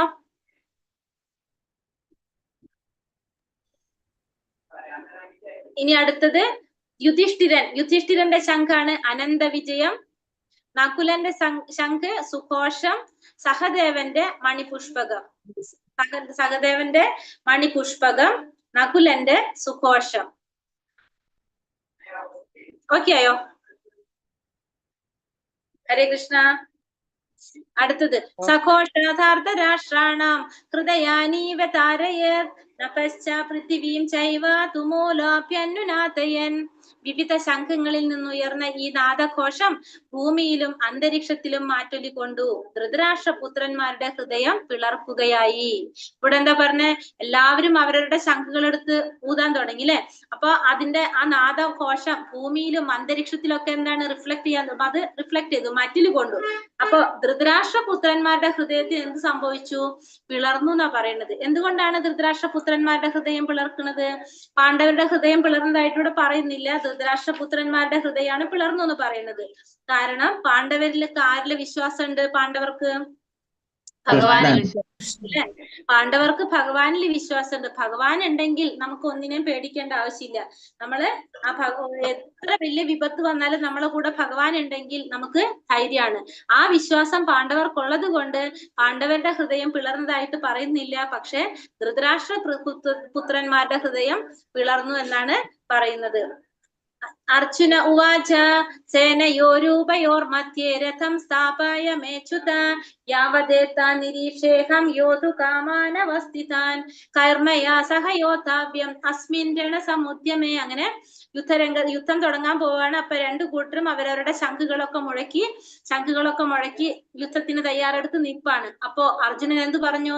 അർജുനൻ ഭഗവാനോട് പറഞ്ഞു, ഹേ അച്യുത, ചുതി അഥവാ വീഴ്ച പറ്റാത്തവനെ. ഭഗവാനെ വിളിക്കാണ് അച്യുത, ഇരു സൈന്യങ്ങൾക്കും മധ്യത്തിലായി എന്റെ തേർ കൊണ്ട് നിർത്തുക. ആരൊക്കെയാണ് യുദ്ധകാംക്ഷികളായി ഇവിടെ വന്നിട്ടുള്ളതെന്ന് ഞാനൊന്ന് കാണട്ടെ. ഇവിടെ ഭഗവാനെ വിളിക്കാണ് അച്യുത. ഭഗവാൻ ഇവിടെ ആരാണ്? അർജുനന്റെ കൂടെ കൂട്ടുകാരൻ സാരഥിയാണ്. അർജുനന്റെ സാരഥിയാണ് ഇവിടെ ആര്? ഭഗവാൻ. പാർത്ഥന്റെ സാരഥിയാണ് ഇവിടെ. അപ്പൊ അതുകൊണ്ട് അർജുനൻ പറയാണ് അച്യുത. അച്യുത എന്നാണ് ഇവിടെ ഭഗവാനെ വിളിക്കുന്നത്. അച്യുത എന്താ പറഞ്ഞത്?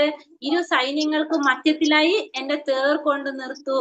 എന്റെ രഥം രണ്ട് സൈന്യത്തിന്റെ നടുക്കായിട്ട് കൊണ്ട് നിർത്താനായിട്ടാണ് പറഞ്ഞത്. എന്തിനാണ്? ആ യുദ്ധത്തിന് വേണ്ടിയിട്ട് ആരൊക്കെയാണ് വന്നതെന്ന് ഞാനൊന്ന് കാണട്ടെ എന്നാണ് ആര് പറയണത്? അർജുനൻ പറയണത്. കണ്ടപ്പോൾ എന്താ സംഭവിച്ചത്? വേപതുശ്ച ശരീരമേ രോമഹർഷശ്ച ജായതേ ഗാണ്ഡീവം സംസദേ ഹസ്താത്യക്ചൈവ പരിദഹ്യതേ. എന്റെ ശരീരം വിറയ്ക്കുകയും രോമാഞ്ചമുണ്ടാവുകയും ചെയ്യുന്നു. എന്റെ വില്ല് ഗാണ്ഡീവം കയ്യിൽ നിന്ന് വഴുതുന്നു, തൊലി ചുട്ടുനീറുന്നു. അങ്ങനെ രണ്ട് സൈന്യത്തിന്റെ സെന്ററിൽ കൊണ്ട് രഥം നിർത്താൻ പറഞ്ഞു. ഭഗവാൻ നിർത്തി കൊടുത്തപ്പോ എന്ത് സംഭവിച്ചു? എന്റെ ശരീരം വിറയ്ക്കാൻ തുടങ്ങി.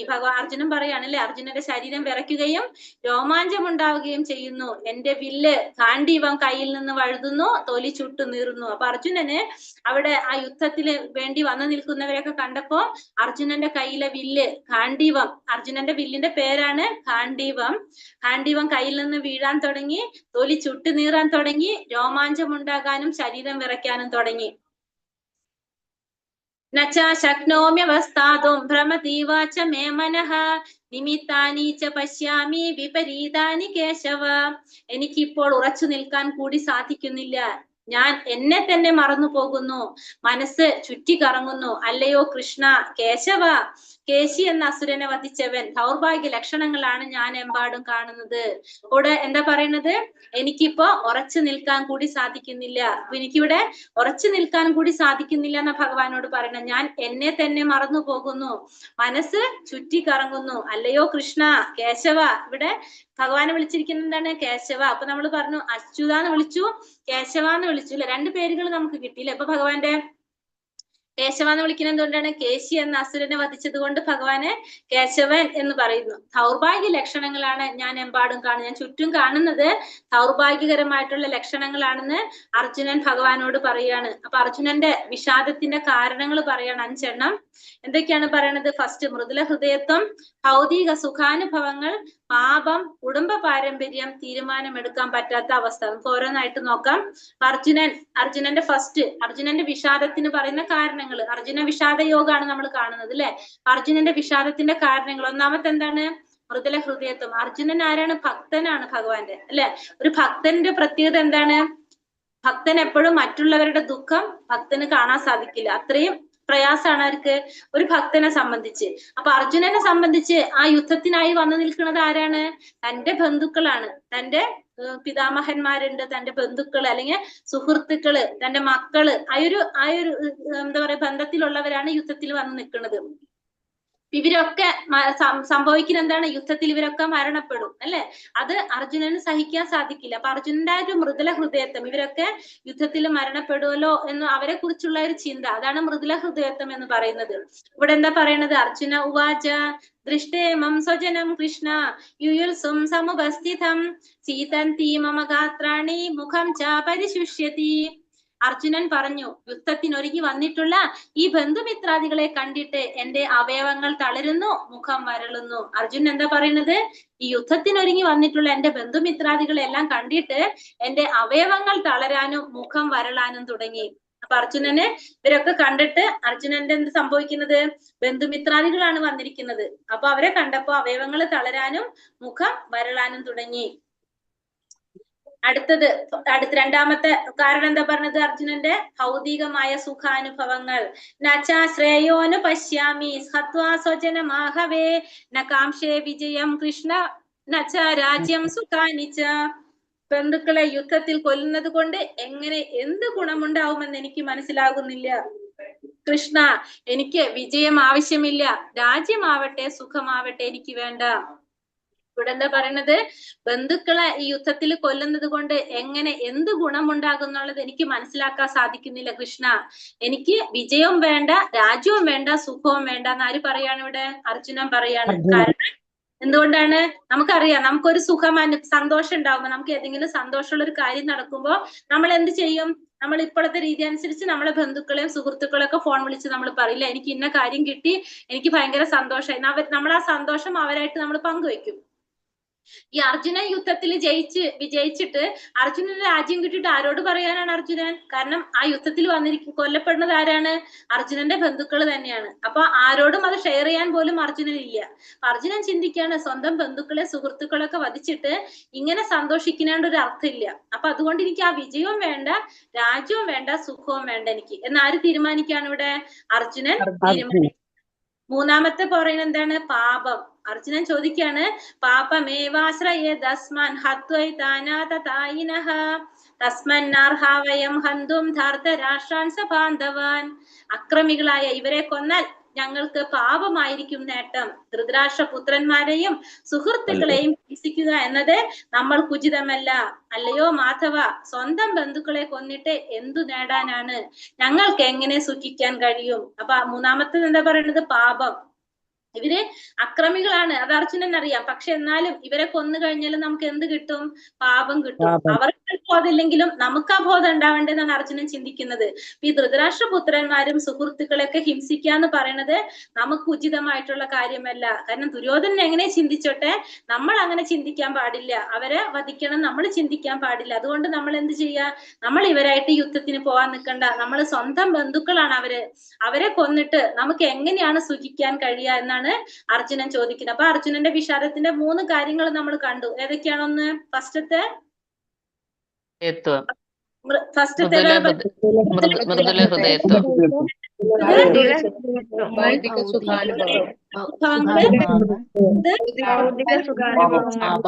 പാപം. 3 കണ്ടു. 3 ഇനി പറയാണ് പാപമല്ലെന്ന് ചോദിച്ചു അർജുനൻ. അപ്പൊ ഇവിടെ നമ്മൾ പറയാണ്, വൈദിക ശാസ്ത്രം അനുസരിച്ച് എങ്ങനെയാണ്? വൈദിക പ്രമാണങ്ങൾ അനുസരിച്ച് അക്രമികൾ 6 കൂട്ടരാണ്. ഈ 6 കൂട്ടത്തിലുള്ള അക്രമികളെ കണ്ടു കഴിഞ്ഞാൽ ഉടനെ വധിക്കണം എന്നാ പറയണം. അവരെ വധിച്ചു കഴിഞ്ഞാൽ പാപമില്ല. എങ്ങനെയൊക്കെയാണ്? വിഷം കൊടുക്കുന്നവൻ, വീടിന് തീ വയ്ക്കുന്നവൻ, മാരക ആയുധങ്ങൾ കൊണ്ട് ആക്രമിക്കുന്നവൻ, സ്വത്ത് കൊള്ളയടിക്കുന്നവൻ, ഭൂമി കയ്യേറുന്നവൻ, അന്യന്റെ ഭാര്യ അപഹരിക്കുന്നവൻ. അപ്പൊ 6 തരത്തിലുള്ള അക്രമികള്. ഇവര് അക്രമികളാണ്, ഇവരെ ഉടനെ വധിക്കണം. ഇതുകൊണ്ട് പാപമില്ല എന്നാ പറഞ്ഞ. ആരൊക്കെയാണ്? ഒന്ന് വിഷം കൊടുക്കുക, വീടിനെ തീ വയ്ക്കുക, മാരകായുധങ്ങൾ കൊണ്ട് ആക്രമിക്കുക, സ്വത്ത് കൊള്ളയടിക്കുക, ഭൂമി കയ്യേറുക, അന്യന്റെ ഭാര്യ അപഹരിക്കുക. ഈ 6 പ്രവൃത്തികൾ ആര് ചെയ്തിട്ടുണ്ട്? ദുര്യോധനാദികൾ ചെയ്തിട്ടുണ്ട്. ഭീമന് വിഷം കൊടുത്തു, അവരെ അരക്കില്ല ചുട്ടുകരിക്കാനായിട്ട് നോക്കി, മാരകായുധങ്ങൾ കൊണ്ട് അവർ ആക്രമിക്കുന്നു. പിന്നെന്താണ്? സ്വത്ത് കൊള്ളയടിക്കുന്ന, ഭൂമി കയ്യേറുന്നത്. അതാണ് യുദ്ധം വന്നത്. പിന്നെ അന്യന്റെ ഭാര്യ അപഹരിക്കുക, അതായത് ദ്രൗപദിയെ വസ്ത്രാക്ഷേപം ചെയ്ത സംഭവങ്ങളൊക്കെ അല്ലെ. അപ്പൊ ഈ 6 പ്രവർത്തികളും ആര് ചെയ്തിട്ടുണ്ട്? ദുര്യോധനാദികൾ ചെയ്തിട്ടുണ്ട്. അപ്പൊ ഇവരെ വധിക്കുന്നത് കൊണ്ട് പാപമില്ല. കാരണം വൈദിക പ്രമാണങ്ങൾ അനുസരിച്ച് ഈ 6 കൂട്ടം അക്രമികളാണ്, ഇവരെ ഉടനെ വധിക്കണം, അതുകൊണ്ട് പാപമില്ല എന്ന് പറയാണ്. ഇനി അടുത്ത പോയിന്റ് എന്താ പറഞ്ഞ കുടുംബ പാരമ്പര്യം. അധർമാഭിഭവാത് കൃഷ്ണ പ്രതിഷന്തി കുലസ്ത്രീയ ശ്രീഷു ദുഷ്ടാസു വാർഷ്ണേയ ജായതേ വർണ്ണസങ്കര. അല്ലയോ കൃഷ്ണ, കുലത്തിൽ അധർമ്മം മുന്നിട്ട് നിന്നാൽ സ്ത്രീകൾ ദുഷിച്ചു പോകും. അല്ലയോ വൃഷ്ണികുലത്തിൽ പിറന്നവനെ, സ്ത്രീത്വം ദുഷിച്ചാൽ ആർക്കും വേണ്ടാത്ത കുട്ടികൾ ജനിക്കുന്നു. അപ്പൊ ഇവിടെ എന്താ പറയണത്? കുലത്തിലെ അധർമ്മം മുന്നിട്ട് നിന്നാൽ എന്താ സംഭവിക്കുന്നത്? സ്ത്രീകളൊക്കെ ദുഷിച്ചു പോകും. അപ്പൊ അർജുനൻ ഭഗവാനോട് പറയണ, അല്ലയോ വൃഷ്ണികുലത്തിൽ പിറന്നവനെ, ഭഗവാന്റെ കുലമാണല്ലേ വൃഷ്ണികുലം, പിറന്നവനെ, സ്ത്രീത്വം ദുഷിച്ചു പോയാൽ ആർക്കും വേണ്ടാത്ത കുട്ടികൾ ജനിക്കും. കാരണം നമുക്കറിയാം, ഒരു രാജ്യത്ത് എന്തെങ്കിലും ഒരു പ്രതിസന്ധി വരുമ്പോ അവിടെയുള്ള എല്ലാവർക്കും അതിന്റെ ഉത്തരവാദിത്വം ഏറ്റെടുക്കേണ്ടതായിട്ട് വരും. അപ്പൊ ഇങ്ങനെ ഒരു യുദ്ധം നടക്കുന്ന സമയത്ത് എന്താണ് സംഭവിക്കുക? ഓരോ കുടുംബത്തിലെ മുതിർന്ന വ്യക്തികൾ അല്ലെ, അവര് യുദ്ധത്തിന് പോകേണ്ടതായിട്ട് വരും. അപ്പൊ സ്വാഭാവികമായിട്ടും ഒന്നില്ലെങ്കിൽ ഭർത്താക്കന്മാരായിരിക്കും, അല്ലെങ്കിൽ വലിയ മക്കളായിരിക്കും യുദ്ധത്തിന് പോകേണ്ടി വരുന്നത്. അപ്പൊ സ്ത്രീകളെ സംബന്ധിച്ച് അവരെ സംരക്ഷിക്കാൻ വീട്ടിൽ ആളില്ലാതാവും. അപ്പൊ എന്താ സംഭവിക്കുക? കാരണം അവരെ നോക്കാനായിട്ട്, സ്ത്രീകളെയും കുട്ടികളെയും നോക്കാനായിട്ട് ആളില്ലാതെ വരുമ്പോ അവര് ദുഷിച്ചു പോകാനായിട്ട് സാധ്യതയുണ്ട്. അപ്പൊ അതുകൊണ്ട് എന്ത് സംഭവിക്കും? സ്ത്രീത്വം ദുഷിച്ചു കഴിഞ്ഞാൽ ആർക്കും വേണ്ടാത്ത കുട്ടികള് ജനിക്കും. അപ്പൊ 4 പോയിന്റ് നമ്മൾ പറഞ്ഞു. ഫസ്റ്റത്തെ നമ്മൾ പറഞ്ഞു എന്താണ്? ഫസ്റ്റ് പോയിന്റ് അർജുനന്റെ വിഷാദത്തിന്റെ ഫസ്റ്റ് കാരണം പോയിന്റ് പറഞ്ഞു ഏതാണ്? ഭൗതികമായ. മൂന്നാമത്തെ നമ്മൾ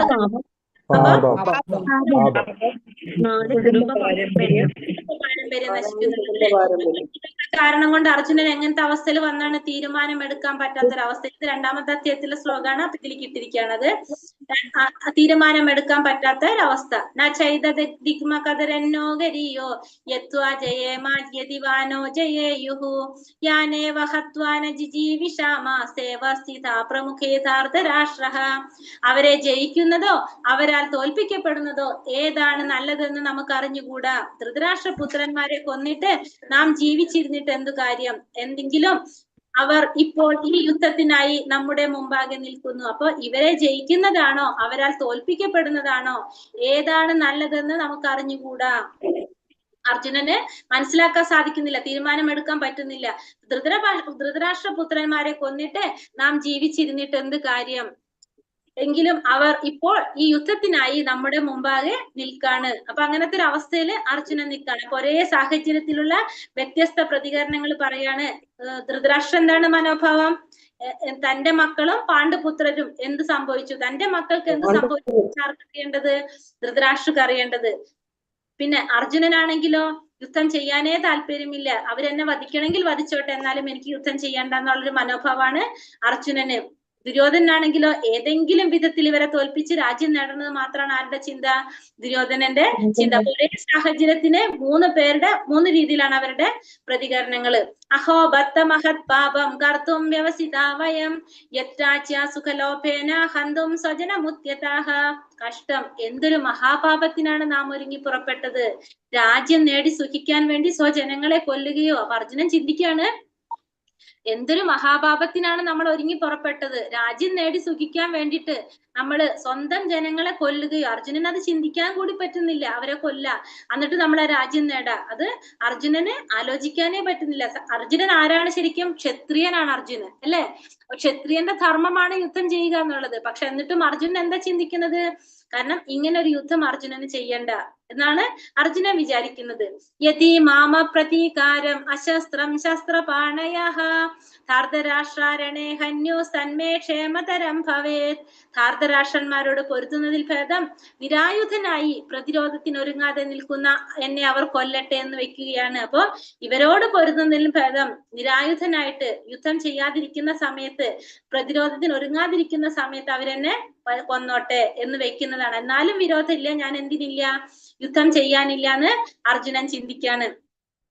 സഞ്ജയ ഉവാച ഏവ മുക്താർജുന സംഖ്യേ രഥോപസ്ഥ ഉപാവിശത് വിസൃജ സശരം ചാപം ശോക സംവിഘ്ന മാനസഃ.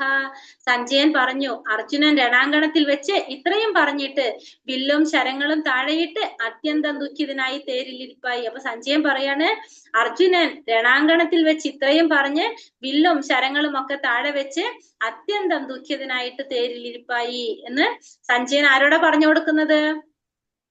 ധൃതരാഷ്ട്രരോട്. കൊടുക്കാണ്. അപ്പോ നമ്മള് ഇതില് ഒരു കാര്യം കൂടി പറയാണ്, അർജുനൻ വിജയിക്കുമെന്ന് പറയുന്ന കുറച്ച് കാരണങ്ങൾ നമ്മൾ ഈ ശ്ലോകത്തിലൂടെ കടന്നു പോയിട്ടുണ്ട്. അതെന്തൊക്കെയാണെന്ന് സോർട്ട് ചെയ്ത് കൊടുത്തിരിക്കുകയാണ്. ഒന്നാമത്തെ ശ്ലോകത്തിൽ നമ്മൾ കണ്ടു എന്താണ്, യുദ്ധഭൂമി എങ്ങനെയാണെന്ന് പറഞ്ഞു, ധർമ്മക്ഷേത്രമാണെന്ന് പറഞ്ഞു അല്ലെ. ധർമ്മം മാത്രം വിജയിക്കുന്ന ഒരു ഭൂമിയാണ് എന്ത്, കുരുക്ഷേത്ര ഭൂമി. അപ്പൊ ഒന്നാമത്തെ പോയിന്റ് എന്താണ്, പാണ്ഡവര് വിജയിക്കുന്നു പറയുന്നതിന്റെ കാരണം യുദ്ധഭൂമി എങ്ങനെയാണ്, ധർമ്മഭൂമിയാണ്, ധർമ്മക്ഷേത്രമാണ്. പിന്നെ അർജുനന്റെ രഥത്തിന് പ്രത്യേകതയുണ്ട്. അർജുനന്റെ രഥം ആര് സമ്മാനിച്ചതാണ്, അഗ്നിദേവൻ സമ്മാനിച്ച രഥമാണത്. അഗ്നിദേവൻ സമ്മാനിച്ച രഥം 3 ലോകങ്ങളിലും അതിന് എന്ത് മാത്രമേ ഉള്ളൂ, വിജയം മാത്രം കൈവരിക്കാൻ സാധിക്കുന്നതാണ്. അർജുനന്റെ വെള്ളക്കുതിരകളെ പൂട്ടിയ ആ തേര്, അത് 3 ലോകങ്ങളിലും വിജയം മാത്രം കൈവരിക്കുന്നതാണ്. അതെങ്ങനെയാണ്, അഗ്നിദേവൻ സമ്മാനിച്ച രഥമാണത്. അപ്പോ ദിവ്യമായ രഥം. മൂന്നാമത്തത് ആ കൊടിമേലൊരു അടയാളം കാണുന്നുണ്ട്. സൂക്ഷിച്ചു നോക്കിയാൽ നമുക്ക് ഹനുമാൻ സ്വാമിയെ കാണാൻ സാധിക്കാവില്ല. നോക്കിയെന്ന്, ആ ഹനുമാൻ സ്വാമി കബി ധ്വജത്തുമ്മല്, അതായത് കൊടിമേല് കബി ആരാണ്, ഹനുമാൻ. ആ ഹനുമാൻ സ്വാമിയുടെ അടയാളം നമുക്കറിയാം. രാമരാവണ യുദ്ധം നടന്ന സമയത്ത് രാമനെ സഹായിക്കാൻ ആരുണ്ടായിരുന്നത്, ഹനുമാൻ ആരുണ്ടായിരുന്നു അല്ലെ. എന്നിട്ട് രാമൻ വിജയിച്ചിട്ടുണ്ടായിരുന്നു. ഇവിടെ രാമനാണ് ആരായിട്ട് വരുന്നത്, രാമൻ തന്നെയാണ് അല്ലെ, കൃഷ്ണൻ. അപ്പോ കൃഷ്ണന്റെ കൂടെ ആരുണ്ട് ഇവിടെ, ഹനുമാൻ സ്വാമിയുടെ ഒരു സാന്നിധ്യമുണ്ട്. പിന്നെ ശംഖുനാദം, എല്ലാവരും അവരവരുടെ ദിവ്യ ശംഖുകളും മുഴക്കി. ആ ശംഖുനാദവും ആർക്കൊരു ഫേവറാണ്, അർജുനന്. പിന്നെ അർജുനന്റെ വില്ല്, അതിന്റെ പേരാണ് ഗാണ്ഡീവം. അർജുനന്റെ ഗാണ്ഡീവം ആര് സമ്മാനിച്ചതാണത്, അറിയാവോ? ഗാണ്ഡീവം ഇന്ദ്രനല്ല, മഹാദേവൻ, ശിവനല്ലേ, ശിവൻ മഹാദേവൻ സമ്മാനിച്ചതാണ് ഗാണ്ഡീവം അല്ലെ. അർജുനന്റെ വില്ല് ഗാണ്ഡീവം. പിന്നത്തെ പോയിന്റ് എന്താ പറഞ്ഞത്, രക്തജീവിതം. അടുത്ത പോയിന്റ് പറഞ്ഞത് എന്താണ്, രക്തജീവിതം. രക്തജീവിതം എന്ന് പറയുന്നത് ഇവിടെ ദുര്യോധനൻ എന്താ പറയുന്നത്, ദുര്യോധനൻ പറയുന്നുണ്ട്, നമ്മൾ ആ ശ്ലോകം നമ്മൾ എടുത്തില്ല. ദുര്യോധനൻ പറയുന്നുണ്ട് എന്താണ്, എനിക്ക് വേണ്ടിയിട്ട്, അതായത് നമ്മളെ ജീവൻ പോലും വേണ്ടാന്ന് വെച്ച് ജീവൻ പോലും കളയാൻ തയ്യാറായിട്ട് യുദ്ധത്തിനായിട്ട് ഒരുങ്ങി വന്നവരെ നോക്കാനാ പറയുന്നത് ദുര്യോധന പറയുന്നത്. അപ്പോ ആ ദുര്യോധന അത്രയും എന്താ പറയാ, ഇവരൊക്കെ മരണപ്പെടുമെന്ന് നമ്മൾ പറയില്ലേ, ആ ഒരു ഇത് ആദ്യമേ തന്നെ ആര് പറയുന്നുണ്ട്, ദുര്യോധനൻ പറയുന്നത്. അപ്പൊ അവരൊക്കെ മരണപ്പെട്ട് കഴിഞ്ഞത് ആരുടെ വിജയാണത്, അർജുനന്റെ വിജയാണ്. കാരണം അവര് ജീവൻ പോലും കളയാൻ വേണ്ടി തയ്യാറായിട്ടാണ് വന്നിരിക്കുന്നത്. പിന്നത്തത് മോക്ഷദ ഏകാദശി. ഈ നടക്കുന്നത് ഏത് ദിവസമാണിത്, മോക്ഷദ ഏകാദശി ദിവസമാണിത് നടക്കുന്നത്. പിന്നെ ഭഗവാനുണ്ട് കൂടെ അല്ലെ, പാണ്ഡവരുടെ കൂടെ ആരുണ്ട്, ഭഗവാനുണ്ട്. കാരണം നമ്മള് 11 അക്ഷൗണിപ്പടയും പിന്നെ 7 അക്ഷൗണിപ്പടയും ഭഗവാനുമാണ് ആരുടെ കൂടെ ഉള്ളത്, പാണ്ഡവരുടെ പക്ഷത്ത്. 11 അക്ഷൗണിപ്പടയാണ് കൗരവരുടെ പക്ഷത്ത്. യുദ്ധത്തിനൊരുങ്ങുമ്പോ 11 അക്ഷൗണിപ്പട കൗരവ പക്ഷത്തും 7 അക്ഷൗണിയും ഭഗവാനുമാണ് എവിടെയുള്ളത്, പാണ്ഡവ പക്ഷത്തുള്ളത്. അപ്പൊ ഭഗവാൻ കൂടെ ഉണ്ടെങ്കിൽ ആരുണ്ടാവും, ഹരേഷ് മാതാജി നേരത്തെ പറഞ്ഞ വരി ഒന്നും കൂടെ പറഞ്ഞു തരാമോ? ഏതാണ് മാതാജി? എന്തൊന്ന് കഴിച്ചോട്ടെ മാതാജി, 9:30 സമയം, ലേറ്റ് ആയി. അപ്പൊ അതൊന്ന് തീർത്തോട്ടെ, അപ്പൊ പിന്നെ ഇറങ്ങേണ്ടവർക്ക് ഇറങ്ങാലോ. ഹരേ കൃഷ്ണ. അപ്പൊ മോക്ഷദ ഏകാദശി, പിന്നെ ഭാഗ്യലക്ഷ്മി, ഋഷികേശൻ, അതായത് ഭഗവാൻ കൂടെ ഉണ്ടെങ്കിൽ ആരുണ്ടാവും, ലക്ഷ്മി ദേവി ഉണ്ടാവും. അപ്പൊ നമ്മള് ലക്ഷ്മി ദേവിയെ മാത്രം വിചാരിച്ചു കഴിഞ്ഞാൽ നമുക്ക് കിട്ടില്ല. നമ്മൾ ആരെ കൂടി വിചാരിക്കണം, ഭഗവാനെ വിചാരിച്ചാൽ ലക്ഷ്മി ദേവി വരും. പക്ഷെ ലക്ഷ്മി ദേവി വിചാരിച്ച ഭഗവാൻ വരണം എന്നില്ല അല്ലെ. ഭർത്താവ് ഉള്ളിടത്ത് ഭാര്യ പോകും, പക്ഷെ ഭാര്യ പോണ സ്ഥലത്ത് ഭർത്താവ് പോകണം എന്നില്ല. അതുകൊണ്ട് നമ്മൾ എന്ത് വേണം, നമുക്ക് ഭാഗ്യം മാത്രം പോരാ, നമുക്ക് എന്ത് കൂടി വേണം, ഭഗവാന്റെ അനുഗ്രഹം കൂടി വേണം. ഭഗവാൻ ഉണ്ടെങ്കിലാണ് അവിടെ ആര് വരുന്നത്, ലക്ഷ്മി ദേവി വരുന്നത്. അപ്പോ അർജുനന്റെ വിജയത്തിന്റെ ലക്ഷണങ്ങളാണ് നമ്മൾ ഈ കണ്ടത്. ഒന്ന് കുരുക്ഷേത്ര ഭൂമി, യുദ്ധഭൂമി, ധർമ്മക്ഷേത്രമാണ്. അവരുടെ രഥം ദിവ്യമായ രഥമാണ്. ആ രഥത്തിന്റെ കൊടിമേല് അടയാളം ആരാണ്, കപിധ്വജനാണ്. കപിധ്വജ, ധ്വജം എന്ന് വെച്ചാല് കൊടി, കപി എന്ന് വെച്ചാൽ ആരാണ്, കപി, അതായത് ഹനുമാന്റെ കൊടി അടയാളം. പിന്നെ ശംഖുനാദം, ദിവ്യമായ ശംഖുകളാണത്. പിന്നെ ഗാണ്ഡീവം, പിന്നെ രക്തജീവിതം, മോക്ഷദ ഏകാദശി, ഭാഗ്യലക്ഷ്മി, ഋഷികേശ. അപ്പൊ ഇത്രയും കാര്യങ്ങളാണ് എന്ത് പറയണത്, അർജുനന്റെ വിജയത്തിന്റെ ലക്ഷണങ്ങൾ പറയുന്നത്. പിന്നെ ഭഗവത്ഗീത നൽകുന്ന വിദ്യ, നാം നമ്മുടെ ശരീരം കൊണ്ടല്ല പ്രവർത്തിക്കുന്നത്, വാസ്തവത്തിൽ നമ്മുടെ മനസ്സുകൊണ്ടും ബുദ്ധി കൊണ്ടുമാണ്. ആകയാൽ നമ്മുടെ മനസ്സും ബുദ്ധിയും ഭഗവത് സ്മരണയിൽ വ്യാപൃതമാകുമ്പോൾ സ്വാഭാവികമായും നമ്മുടെ ഇന്ദ്രിയങ്ങളും തത്സേവനത്തിൽ മുഴുകും. ഉപരിപ്ലവമായി ഇന്ദ്രിയ പ്രവർത്തികൾ ഒന്ന് തന്നെയായിരിക്കും, എങ്കിലും അവബോധം മാറിയിരിക്കും. എങ്ങനെ മനസ്സും ബുദ്ധിയും ഭഗവത് സ്മരണയിൽ നിർത്താമെന്ന് ഭഗവത്ഗീത പഠിപ്പിക്കുന്നു. അത് ഭഗവത് സാമ്രാജ്യത്തിലേക്ക് ഒരാളെ തന്നെത്താൻ മാറ്റും. അപ്പൊ നമ്മൾ പ്രവർത്തിക്കുന്നത് എങ്ങനെയല്ല, നമ്മളെ ശരീരം കൊണ്ടല്ല പ്രവർത്തിക്കുന്നത്, നമ്മളെ മനസ്സുകൊണ്ടും ബുദ്ധി കൊണ്ടാണ് പ്രവർത്തിക്കുന്നത്. അപ്പൊ നമ്മൾ എന്ത് ചെയ്യണം, നമ്മളെ മനസ്സും ബുദ്ധിയും ഭഗവാന്റെ സ്മരണയിൽ വ്യാപൃതമാക്കി കഴിഞ്ഞാൽ സ്വാഭാവികമായിട്ടും നമ്മൾ പ്രവർത്തിക്കും. പക്ഷെ ആ പ്രവർത്തനം എങ്ങനെയായിരിക്കും, നമ്മൾ ആത്മീയമായ പ്രവർത്തനങ്ങളായിരിക്കും. നമ്മളെ അവബോധം മാറിയിട്ടുണ്ടാവും. അപ്പൊ നമ്മള് ഭൗതികമായ കാര്യങ്ങളിൽ നിന്ന് ഭഗവാനുമായിട്ട് കണക്ട് ചെയ്യിക്കുമ്പോൾ, അല്ലെങ്കിൽ നമ്മള് ഭഗവാന്റെ സ്മരണയിൽ ചെയ്യുമ്പോൾ നമ്മൾ അവബോധത്തിൽ മാറ്റം വരും. ചെയ്യും പ്രവൃത്തി, പക്ഷെ അതെന്താണ്, ആ അവബോധത്തിൽ നമുക്ക് മാറ്റം വരാനായിട്ട് സാധിക്കും. ഭഗവത്ഗീത മഹാത്മ്യത്തിന്റെ ഒരു കഥയാണ്. നമുക്കത് ഇത് ക്വസ്റ്റ്യൻ ആൻസർ നോക്കിയിട്ട് പറയാം. ഇപ്പൊ തന്നെ ഓരോരുത്തർ ഇറങ്ങി തുടങ്ങി. ഹരേ കൃഷ്ണ. ഹരേ കൃഷ്ണ. വാഞ്ചാകൽപതരുഭ്യശ്ച കൃപാ സിന്ധോഭ്യവ ച പതിതാനം പാവനേഭ്യോ വൈഷ്ണവേഭ്യോ നമോ നമ. അനന്ത കോടി വൈഷ്ണവൃന്ദി കി ജയ്. ശ്രീല പ്രഭുപാദ് കി ജയ്. ഗുരുദേവ് കി ജയ്. നിതായ ഗൗരപ്രമാനന്ദേ. ഹരി ഹരി പോൽ. ഹരേ കൃഷ്ണ. എല്ലാവർക്കും നന്ദി. ഹരേ കൃഷ്ണ. എല്ലാവർക്കും പ്രണാമം. ഒരു സംശയമുണ്ട് ഹരേ കൃഷ്ണ. മാതാജി ഒന്ന് ചോദിക്കട്ടെ. മാതാജി, പിന്നെ അർജുനന് ഗാന്ധീവം സമ്മാനിച്ചത് ആരാന്നാ പറഞ്ഞേ? മാതാജി നമുക്ക് ആദ്യം ഡിസ്കസ് ചെയ്ത് മഹാദേവൻ. പാശുപതാസ്ത്രം അല്ലേ മഹാദേവൻ കൊടുത്തേ? ഒരു മിനിറ്റ് മാതാജി, നമുക്ക് ഇതൊന്ന് കഴിച്ചിട്ട് നോക്കാം. ഹരേ കൃഷ്ണ. കാരണം വെച്ച് കഴിഞ്ഞാല് ഇറങ്ങി തുടങ്ങി എല്ലാവരും. 9:30 കഴിഞ്ഞില്ല സമയം. ഇപ്പൊ ക്വസ്റ്റ്യൻ ആൻസർ കഴിഞ്ഞു കഴിഞ്ഞാൽ ഇറങ്ങേണ്ടവർക്ക് ഇറങ്ങാം. പിന്നെ നമുക്ക് ഇതിൽ ചോദിക്കാണ്ടെങ്കിൽ ചോദിക്കാം കേട്ടോ. ഹരേ കൃഷ്ണ. ധൃതരാഷ്ട്ര മന്ത്രിയുടെ പേരെന്താണ്? വിതുരരല്ലേ?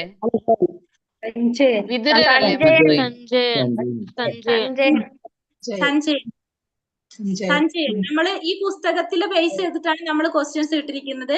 അപ്പൊ അതിൽ പറയുന്ന കാര്യങ്ങൾ ആൻസർ പറഞ്ഞ വലിയ ഉപകാരം കേട്ടോ. ഹരേ കൃഷ്ണ. അപ്പൊ നമ്മൾ പറഞ്ഞു ധൃതരാഷ്ട്ര മന്ത്രിയുടെ പേരെന്താണ്? സഞ്ജയൻ. ഭഗവാന്റെ ശംഖിന്റെ പേരെന്താണ്?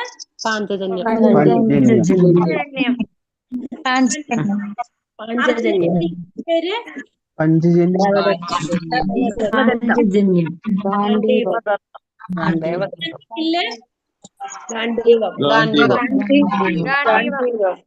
യുദ്ധം ചെയ്യാതിരിക്കാൻ ഗാന്ധീവം. യുദ്ധം ചെയ്യാതിരിക്കാൻ അർജുനൻ പറയുന്ന 5 കാരണങ്ങൾ ഏതൊക്കെയാണ്? ഭൗതിക സുഖാനുഭവങ്ങള്, പാപം, കുടുംബ പാരമ്പര്യം, തീരുമാനമെടുക്കാൻ പറ്റാത്തത്. പറ്റാത്ത അവസ്ഥ. അപ്പൊ ആദ്യം ഫസ്റ്റത്തെ പോയിന്റ് എന്താണ് നമ്മൾ കണ്ടത്? ഹൃദയത്വം. അത് കഴിഞ്ഞിട്ട് വന്നു ഭൗതികമായ. മൂന്നാമത്തെ വന്ന് പാപം അല്ലെ? പാപമല്ല ചോദിക്കുന്നത്. 4ാമത്തെ പോയിന്റ് എന്ത് പറഞ്ഞു?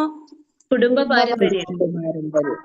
അതുകൊണ്ട് അർജുനന് തീരുമാനം എടുക്കാൻ പറ്റാത്തൊരവസ്ഥയില് വന്ന് നിൽക്കാണ് അല്ലെ? അതാണ് അർജുനന് യുദ്ധം ചെയ്യാതിരിക്കാൻ പറയുന്ന 5 കാരണങ്ങൾ. 6 തരം അക്രമികൾ ആരൊക്കെയാണ്? വിഷം കൊടുക്കുന്നത്,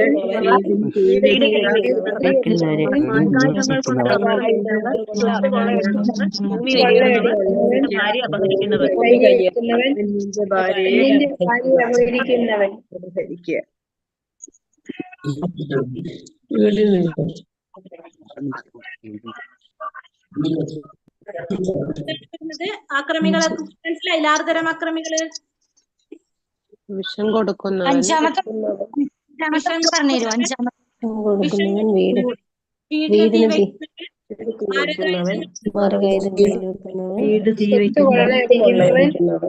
ഭൂമി കയ്യേറ്റുന്നവൻ, അന്യന്റെ ഭാര്യയെ അപഹരിക്കുന്നവൻ. ആയില്ലല്ലോ? അതും 6 കിട്ടില്ലേ? അടുത്തത് അർജുനന്റെ വിജയത്തിന്റെ ലക്ഷണങ്ങൾ ഏതൊക്കെയാണ്? ധർമ്മക്ഷേത്രം, ദിവ്യമായ രഥം കപിധ്വജ ശംഖനാദം ഗാണ്ഡീവം ജീവിത മോക്ഷദ ഏകാദശി ഭാഗ്യലക്ഷ്മി ഋഷികേശ. ജീവിതം. ഓക്കെ, അപ്പൊ അടുത്തത് ഭഗവത്ഗീതയില് ഞാൻ പറയണോ? അത് എത്ര പോയിന്റ് ഒന്നും കൂടി പറയണോ? ഏതൊക്കെയാണ് ഫസ്റ്റത്തെ പറയണത്? ധർമ്മക്ഷേത്രം, ദിവ്യമായ രഥം, കപിധ്വജം, ശംഖനാഥം, ജീവിതം, ഏകാദശി, ഭാഗ്യലക്ഷ്മി,